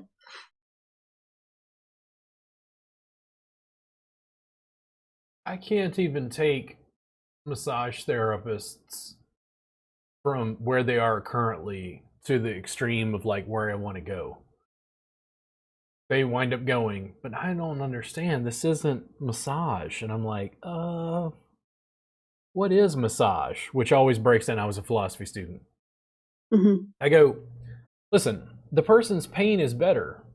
Why do we care how it got done? Yeah, exactly. But if I do the full extreme, they go, I don't understand. This looks like yoga. And I'm like, what is yoga? Hmm. And I go, but the person's pain is better. And they're like, Robert, but it doesn't, God damn it. It doesn't fit all of our preconceived notions and boxes. And I'm like, you live in a profoundly sick society with an Hmm. Oxycontin epidemic. Yep. A large, Yep. large number of people are in pain. And I just gave you a Yep. very simple solution that doesn't hurt your hands. And they go, Yep. but, and I go, okay, Robert, I know you like coffee, but just lay off the stimulants. Let's back up. Come on. Let's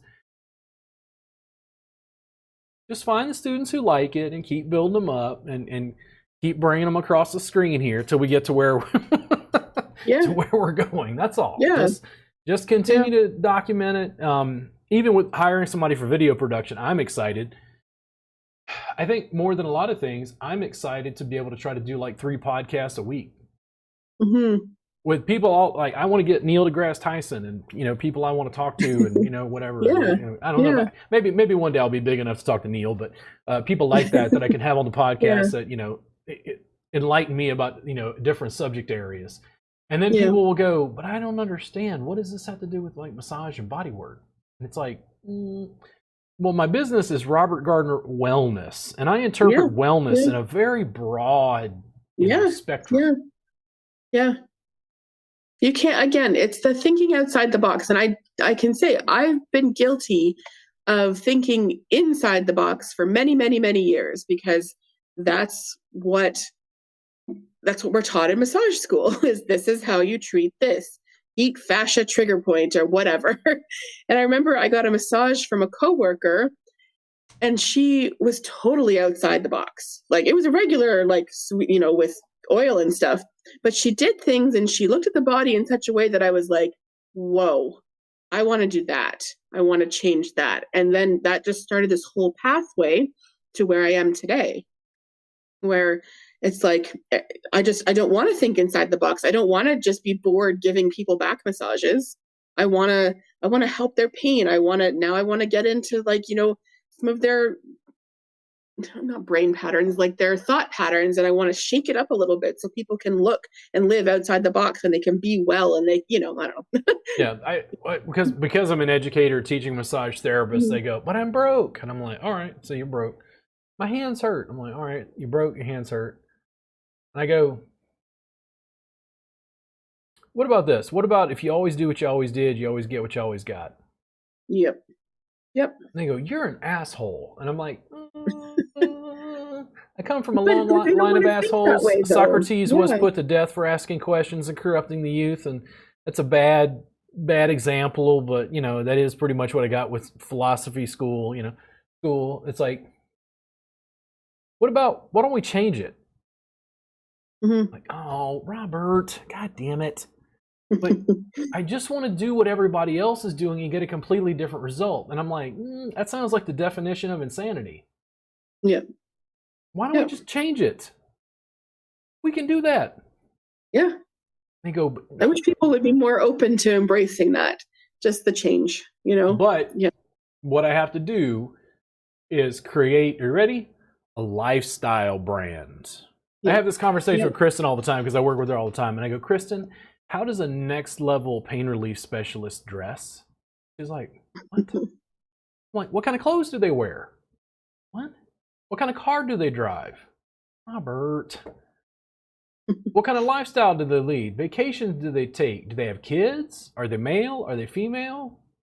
Like, lifestyle brand. I was like, Kristen, students have more questions about mats than anything else. And here's the deal. We use gymnastics mats. Now, the funny thing is, there's no prestige to buying a gymnastics mat and repurposing it for a next level pain relief session. Yep. But if I take that exact same mat and I get the next level pain relief logo printed on it, what would the students want to buy? That mat. It's the exact same mat. Yep. And it's like, no, but I want my prestige from the stuff that I purchase. And I'm like, oh, that's a uniquely American, concept. It's like, okay, what does the lifestyle look like? Because massage therapists have table cream, glide, and nudity. They have a certain set of, like, this is the lifestyle they were purchasing when they went to massage school. And I go, hey, I got something else, but this is next level. What's this look like? That shit eats my brain daily. Because I go, Kristen, here's when we'll win. When we have mats with our logo on it, and blankets with their logo on it, and t-shirts and shoes with their logo on it, and Lululemon sponsors us, so that you women get exactly what you want. Women who study with me, I've asked this question in the group before. Like, I can have conversations about pain relief and pain management that just die. And I go, ladies, what kind of pants are you wearing? It'll be 40 comments long. Yep. Because they want to be fashionable. And I go, okay, here's what the problem is. Every woman I work with, you ready? This is the weird stuff I noticed as a teacher. We're on this vinyl mat. The vinyl is easy to wipe down. It's functional, easy, accessible, inexpensive, portable. They start sliding across the mat. And I always think it's just because, or I don't know, body size or something. And it's like, I wear tie fisherman pants. They're cotton. They have texture. They get a grip, whereas women are always wearing yoga pants.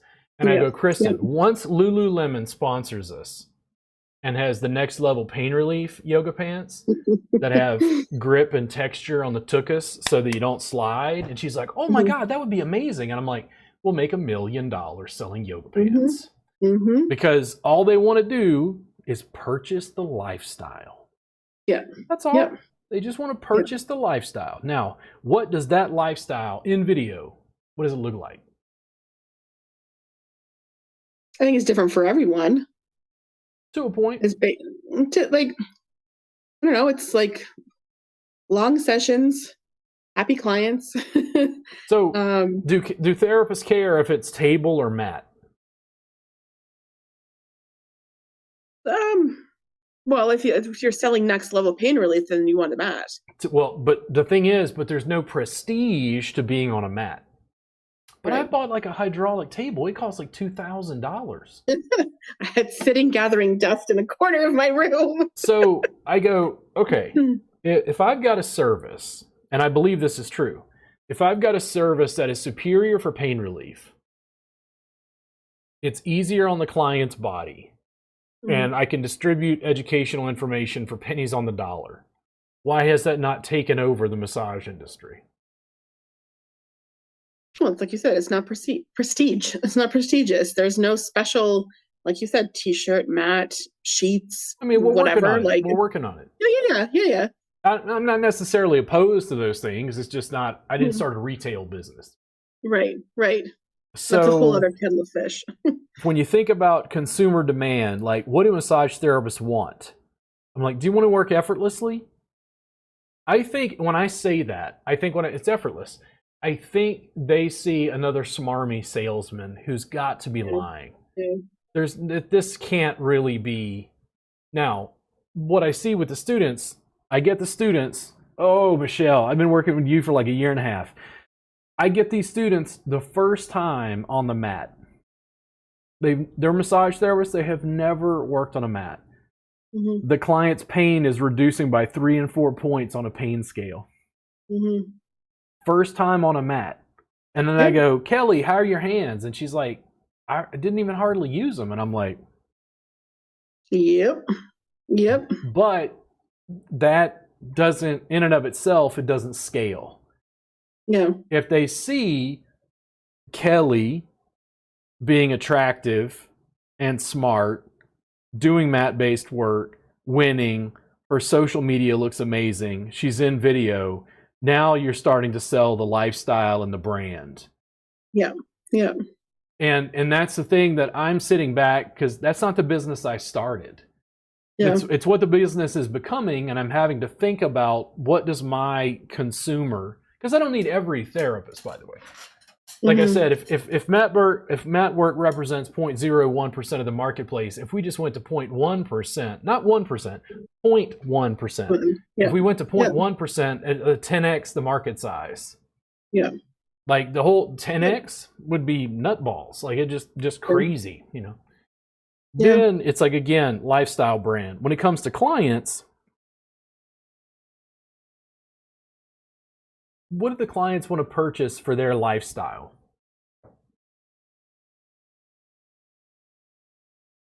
Pain relief. I don't know, like just getting their lives back. I don't know, like movement, mobility. For me, it's always problem solution. One of the interesting things, and I'm dividing this between the clients and the therapists, or clients and students. For clients, it was like, hey, Joe, are you in pain? Oh, okay, listen, can you tell me? Okay, so there's pain in your kind of your gluteal region. It's going down the back of your leg. Okay, cool. Problem, solution. Problem, solution. Problem, solution. For clients, that worked inordinately well. When I go to massage therapists as students and say, okay, you're not making enough money? We're going to have you do this new service and raise your fees. Oh, but not that solution. And I go, you're hurting your hands? We're going to work on a mat. Oh, but not that solution. Why do they not want this solution? Because it's different. It's outside of the box. They have to think differently. Because they can't visualize the lifestyle that this is going to give them. But when they've seen enough, the reason that I'm doing this business subscription is I have to use this to build the lifestyle brand. It's not me. Fuck Robert Gardner. They need to see Michelle win and win to such a degree that they're like, oh my God, I got to study with Michelle. I got to do this shit. This shit is amazing. Then my business problems are solved. But right now, the public just says, a pain thing and we solve it. That's fine. The public and the clients have never been my issue. It's the therapists and their preconceived notions that are so hard to break through. It's so easy for me to show them how to do stuff. And every time I get them on camera, one-on-one, live, they're in shock.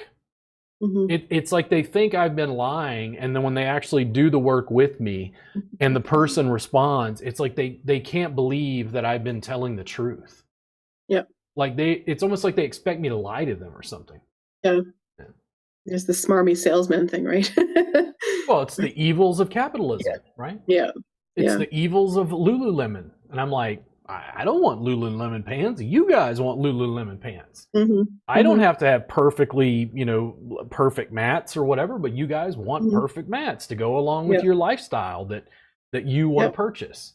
Me, I'm just as happy on carpet and you throw down a blanket and I just work on somebody. But there's no prestige to doing that. It's the same thing I was saying about a home-based studio. If I was a corporate overlord and hired massage therapists in Austin and ran them into the ground to provide the labor that I'm raking money off of, that's given esteem in the massage industry. They like that. Like, well, he has they his always own... say that's the next step, right? The next step is scale up, open your clinic. And I don't want the responsibility of managing other people and promoting other people's practice.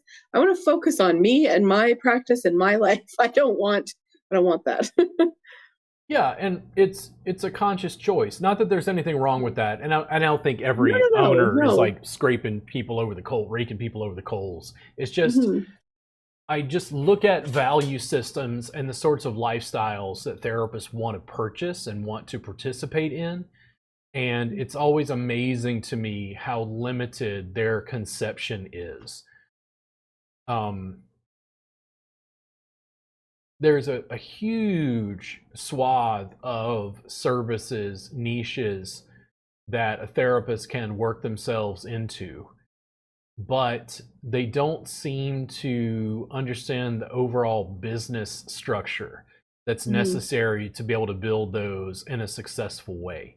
I very consciously chose not to manage therapists and to go into education for very specific reasons. And one of that is that I just didn't want to I didn't want to manage therapists. I didn't want to be the boss, and I didn't want to pay for corporate real estate, commercial real estate in Austin. It's like, let's say it's $2,000 a month. Cool. All right. So you have $24,000 a year rent before one client has been seen. I got to train the staff, work with the staff, front desk, electricity, garbage, like cleaning, front desk software, and the people I just hired and trained are like, well, where are my clients? Just your job. Yeah. It sounds like my idea of a nightmare. Yeah, I did really, really well just communicating with people one-on-one about their pain and helping them. But it has certainly, as the business continues to expand, added to my stress levels. I do not relate very well at this point to people who have jobs as employees. I do not. People who go, oh man, tomorrow it's Saturday. Like they're excited. And I'm like, huh? They're like, well, it's the weekend. It's Saturday. And I'm like, just another day to me, man. Like people don't understand that because I've been pulling 60-hour weeks for so long that I don't remember what it was like to be off work, if that makes sense. Like I don't get off unless I take off. And if you know anything about me, that don't happen very often. I take little breaks and naps, Yeah. But unfortunately, when I go on vacation and sitting on the beach in Jamaica, guess what my brain does? Just keeps going to the next thing and the next I thing. have more Yeah. business ideas, and like, Yeah. Robert, Yeah. that's very unhealthy. And I'm like, is it though? Maybe I just have a different set of dreams. Yeah. I I mean, that's all stuff too that can, like, not that you have to like burn yourself out or anything, but it's certainly stuff that you can like slowly work towards so that in 10 years, when, everything is kind of taken off, that's when you can just kind of, okay, I'm going on vacation and nothing's going to go on in my brain for the future or whatever. if the business is built and now this is mostly functioning without me, Kristen's teaching classes, Danielle's teaching classes, you're teaching classes, Kelly's teaching classes, and like it continues to expand. The social media, like there's like, yeah, I'm in the background like checking some stuff or whatever, but now my people got people, if that makes sense. Yeah. I'm still making money, but I'm not really doing much of Totally. anything. And you Totally. go, oh, that's pretty nice. That'd be a nice Yeah. that would Yeah. be a nice retirement, like I'm already talking to people, and people around locally are getting kind of concerned. They're like, dude, are you leaving the country? And I go, eventually. And they're like, are you like living as an expat? And I'm like, I'm not sure. And they're like, dude, what the hell's going on? And I'm like, well, I'm making more of my money teaching on the internet. So as long as I have good internet, I can teach from Oaxaca and Mexico. And then after 3 months of working on my Spanish and drinking all the tequila at the dispensaries and distilleries I can find in Mexico, now I go to Khao Samui in Thailand for 3 months and do the same thing again. And then I'm going to go to, I don't know, we'll go to Beijing in Japan and keep teaching online. And they're like, dude, what the fuck are you doing? And I'm like, building a business and documenting my travels around the world while I eat their food, talk to them. Yeah. Yeah. And they're like, what? But I don't I'm like, I know, I'm an individual. It's hard to box that shit in. But I go, Austin's great. I like tacos. I like Tex-Mex. I love people in Austin. Thank you very much, Austin, for taking me in. But I've never been to Oaxaca. Yeah. They're like, but you don't speak. I'm like, I can learn Spanish. Trust me. Trust me. White guy with some money, they'll speak English real fast. Yeah. Like, why wouldn't I? Like, does it make a difference to you, as long as the Wi-Fi is good, does it make a difference to you if I'm teaching from Oaxaca than my studio? Not at all. No, I have a friend who, she's a freelance writer, and she can write from anywhere. So if she's got a contract, I know her and her family go to Prince Edward Island, which is like a beach destination here in Canada, a province, and they rent a cottage for 2 weeks. And her husband and their daughter will do some stuff. She'll take a couple hours, do her work, and then she'll go out for dinner and they'll whatever. And it's just that's what she does. So she's still on vacation. She's still doing something, but she can work from anywhere. And now, because we're outsourcing our social media, the Mm-hmm. video editor is getting all of my footage. And my footage isn't just training you. My footage is, I've got somebody from the local market in Oaxaca who's helping me with my Spanish. And I'm like, hacia los pies, like down towards the feet, or hacia la cabeza, like up towards the head. And they're like, oh shit, Robert is just like working on his Spanish. I'm like, yeah, like he's helping me with my Spanish, getting some free body work to help me just make some aches and pains for working as a chef or working at the market. And I'm going on like tequila tours with my camera and being like, hey, this is where the pina, watch this. I got this sharp thing where they're shaving it off. Now, the editor takes all that footage, including the training footage, and stitches it together. Now, what's my social media look like? Amazing. And in every place, and we're not there yet. This is my dream. Maybe we'll never get there. Yeah. If I'm in Oaxaca for 3 months, I find where the retreat center is. We're going to have classes. Yeah. And then I go to Thailand and find out where the retreat center is, and we're going to have classes. Yep. And then I go to Hawaii and go, where's the retreat center where we're going to have classes? And then every 3 months. Yep. Why not?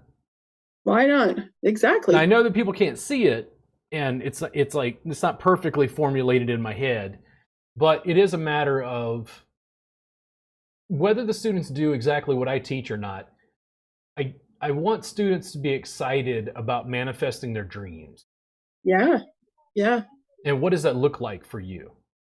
Because one, I'm broke. That ain't gonna build no dreams. Yeah. Broke is bad. Nope. My Yep. hands hurt. That's not gonna build no dreams. We can't have you causing yourself harm to try to help people. Then it's like, okay, what does that dream look like? What Are is you the asking, yeah? are you asking me Well, what for my dream you looks like? Yeah. specifically, but it's also Yeah. anybody viewing this. Like they have this certain Yeah. dreams. I don't want to like push the person's dream down. It's just you No. want to find the people who have collaborative dreams that are going the same direction you're Yeah. going. Yeah. Yeah. Yeah. I just see a lot more freedom. I think that that's something that's lacking in our industry because we're helpers and healers. People help and heal until you have nothing left to give. And I know I was heading down that path. It was the same thing when I was in social work, same thing. Just helping and healing, and not like I want to build a business that can help and heal, but that also allows me to be like, you know what, my kid is having a field trip and I want to go on that. They need parent volunteers. I can just take that off and I can go. Um, we want to go on an expensive vacation. I need to make enough money to have in the bank to keep paying myself my salary and save up for that. So I mean that's my dream. I want to have enough, to have more than enough to, to live flexibly, or is that even a word? To have a flexible life and be happy and healthy and mentally, like every client I walk into a room to work on is getting 1,000% of my focus. And I'm not thinking, oh, I've got to work on 30 people this week. I want to work on 10 people this week and still make enough money for that and to have a good lifestyle. Yeah, I think when I look at therapists who are my primary market at the moment, so I still see clients, but I spend more time teaching. Yep. They, as a group, want to help people, Mm-hmm. and they want a greater degree of freedom. Yep. I don't have a tendency to think like, hey guys, I can show you how to make over 100K a year in private practice. I don't think they particularly respond to that message because money wasn't the primary motivator. Mm-hmm.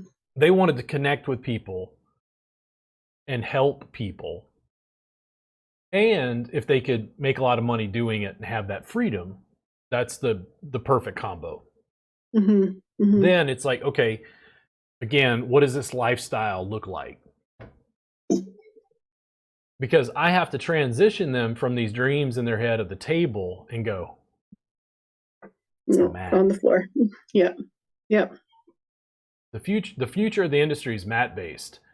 And I think everybody just kind of, we don't know what to do with this guy, Robert. We don't know what this guy's talking about. And I'm like, oh, not yet. Mm-hmm. But how many therapists do they have to see winning, working on a mat effortlessly, helping clients, making bank, getting reviews, going on vacation to like, no, man, the thing is, the students, we're not there yet. Like, I want to go to Iceland and float around in one of those, like, hot springs or whatever. Yeah.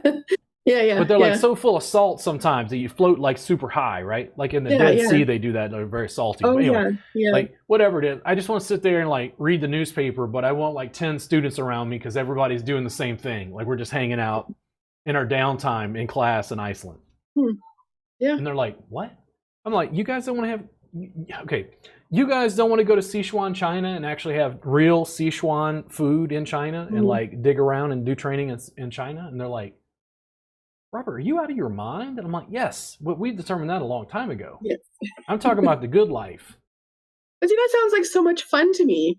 Like traveling to like, and again, being able to write it off as a business expense, like going to wherever and and just learning, but also experiencing. And yeah, like that just sounds like ideal. I can't imagine again, sitting in that box. Like, why wouldn't you want it? I mean, it's not for everybody, and it's not that I would do it for every country like you went to, but like if there's a country that like, piqued my interest, I might just be like, yeah, let's go.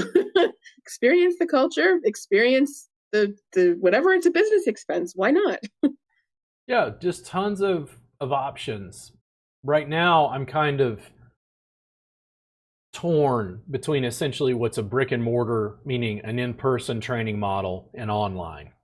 Mm-hmm. And they're not mutually exclusive. I'm trying to build both, but I don't like what I see of what I think of as the standard CE market for classes in the United States. The students aren't coming to my classes to try to change their life. They're coming to just learn some tack-on service. And I'm like, I think you've misunderstood what I'm teaching. Like, yeah. I need to find students who want to change their practices forever. Yeah. Yep. Not people who want to do massage, people who want to do next level pain relief and to be specialists at next level pain relief. And they're like, what the hell is next level pain relief? And I'm like, okay, that's a good question. Because that means I've fallen short on the video so far. Because we have to show them what this is. Yeah. I told Chris, remember the lifestyle brand? I told Kristen at one point, I'm like, Kristen, here's the ad. Are you ready? You look awesome. You're in like a nice top. You got a Time Size Jam t-shirt on. Your hair is curly. You get into a 1965 cherry red Mustang convertible. And you're on Highway 1 in California, and you get in the car and you start driving down, and there's the cliffs on one side, and then over here is where the water is just splashing up against the rocks and amazing trees and flora and fauna. And then Journey, your dog, is in the passenger seat. And then it pans out, and then it's like, next level pain relief. And she's like, what? She's like, but that doesn't tell anybody what I do at all. And I'm like, but it sells lifestyle. Yep. Because everything it just said is like, I'm free. Yeah. I could do my thing in this cherry red convertible. Yeah. And that's the thing that's making me rack my brain, because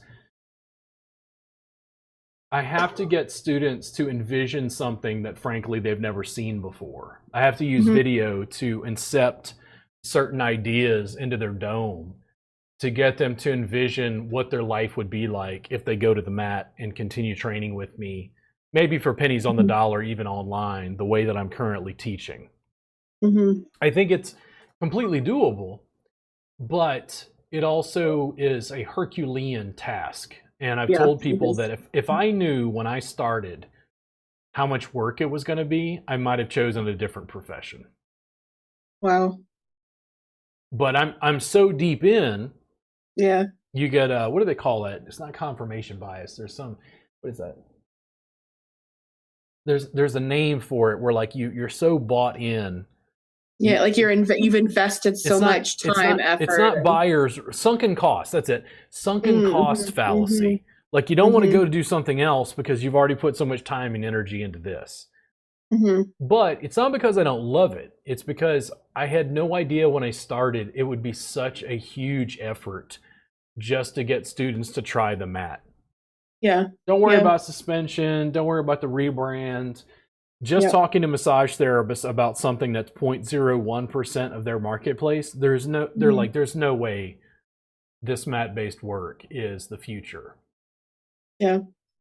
I don't understand. Yeah. And what they'll say is, but no facility offers this. I mean, obviously, if this was a better service, all these facilities would offer it, right? Yeah, but it's the boxing in again, right? It's the like selling of massage as massage, like Swedish massage, I guess I should say, traditional massage as massage, as what people want. So yeah, it's it's not. It's not what people. Sorry, I shouldn't say what people want. That's the wrong thing to say. It's more like telling therapists that's what people want, right? Like, so in my world, the therapist goes to massage school. They get prestige because they're licensed. They've gone into debt to be able to get this training and get their license. And then I come in and go, oh, yeah, that was yesterday. We're going to do new stuff today. Let's get rid of that table. Mm-hmm. My training in and of itself lessens the massage therapist prestige. Yeah. Yeah. Now I have to supplant a new kind of status and prestige to get them to go, oh, I want to do that. But is it not like I've had clients ask me, does anybody else do this? And I'll say, I'm like, well, as far as I know, I'm the only Canadian doing my apprenticeship with Robert, doing it Robert's way. There is Thai massage and people do Thai massage, but what I'm doing is not traditional Thai massage. So I suppose I can say nobody else is doing this. And there's my prestige, right? Like, is that not good enough for people? I guess. I don't know. Like, but the prestige comes from the way you look at yourself and look at it this way. Massage therapists want to post on Facebook groups and have all of the other massage therapists go, ooh, you training with Robert Gardner? Ooh. Most massage therapists don't even like Robert Gardner. Yeah. And that's where things shift. If there were 10 or 100 of students like you producing video at scale, now and this is what I think about this all the time because of video production. One of the smartest things I did was getting Kristen and Danielle ready to teach and getting behind the camera. And here's what I found. The massage industry is 80 to 85% women. Yeah. Yep. Do women want a white guy telling them what's wrong with their industry? Nope. We get enough mansplaining as it is. I get not that I think that's what you're doing, but I get behind the camera, and Kristen and Danielle say the same shit I've said for years, and it's hashtag boss babe, hashtag bad bitch. Fuck yeah, girl, you go, girl. Yep. And it's like, wow, they're making like huge like gender assumptions just based off the fact that I'm a guy. Yep. And then I'm like, because in the long-term business, it's not, and I try to explain this, sometimes the students will have a harder time with my brand notions. Next level pain relief isn't me. Next level pain relief is the brand that I created, but I step back from. Yep. Then your next level pain relief and Kristen's next level pain relief and Danielle and Kelly and Beth and everybody's next level pain relief. Then they see 10 women winning and they go, well, I want to do that. The response is different. And that's just a manifestation of like how people are. And then also just like set and setting, I guess. Makes sense? Yeah. It's like the prestige, if, like I said, the subscription at $7 a month, it has no prestige. It's just a subscription. There's more prestige to like, ooh, she's paying for Robert's one-on-one time, even if it's over camera. Or she does suspension. Ooh, prestige. Like, you have to hit these prestige buttons, which in the United States also includes, if my classes don't include CE credit through the National Certification Board, it lessens prestige. Right. So I have to go through this additional BS, basically, to provide this so that they value it. Yeah. Do the clients care whether you're certified? No. Nope. Then why is certification such a big deal in the industry? Again, like you said, it's prestige for the massage therapists. Yeah. And it's like, well, I went to Jamaica with Robert, and it's like, okay, I mean, you got to play the game to a point, but like you can learn the same techniques for $7 a month through the subscription. Yes. And I'm like, okay, this lather, rinse, repeat, give them options, keep building, growing. One of the things I'm looking at now is the students are having a harder time. We're working on this business subscription that'll take some time. I've been talking to Kristen, and I'm like, Kristen, we have to go teach the public directly. Don't even call it Time Massage Jam. It's couples massage. We're going to teach couples massage to like 5 or 6 people at a time. We're going to build a new revenue stream, sell the new audience, the time massage materials, the subscription service, and then start working with the public. And she's like, what? I'm like, let's build 2 revenue streams, not 1. Mm-hmm.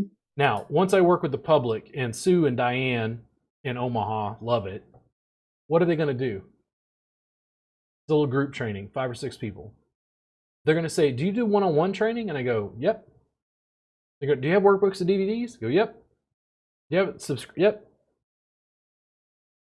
Yeah. And then they're going to go, do you know where I get a session? And I go, I've got this group of students over here. Mm-hmm. And you start making a referral system through the certified therapists on the website. Yeah. Because now you're building public demand to try to get therapists to study because they're trying to fulfill the public demand. Yeah.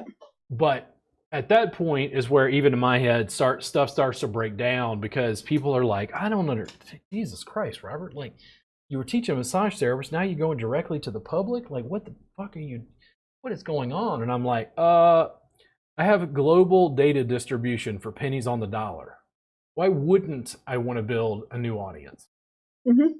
Well, and then if the public is looking for it, if I, as a massage therapist, like table massage therapist, I'm getting phone calls being like, I've heard about this mat massage. Do you, or does anybody you know do it? Boom. Yeah. If we're not there yet, that'll be maybe by the time I'm dead. If there was a demand for it from the public, the students would fall in line and study it immediately. Yep. We just got to build to that point. Yeah. You got anything else for today? I don't think so. All right. So yeah, I'm about talked out. I'm gonna take a break. Yeah, I'm getting hungry. It's supper time here. So I'm gonna take this and probably edit some of it together and release it, just like I usually do. And I'll try to tag you in your Facebook group and or Facebook page on the posts. Awesome. Thank you. I appreciate it. Listen, thank you for talking with me, and I'll talk to you again soon. Yeah, sounds good. Take care. You have a great one. Bye.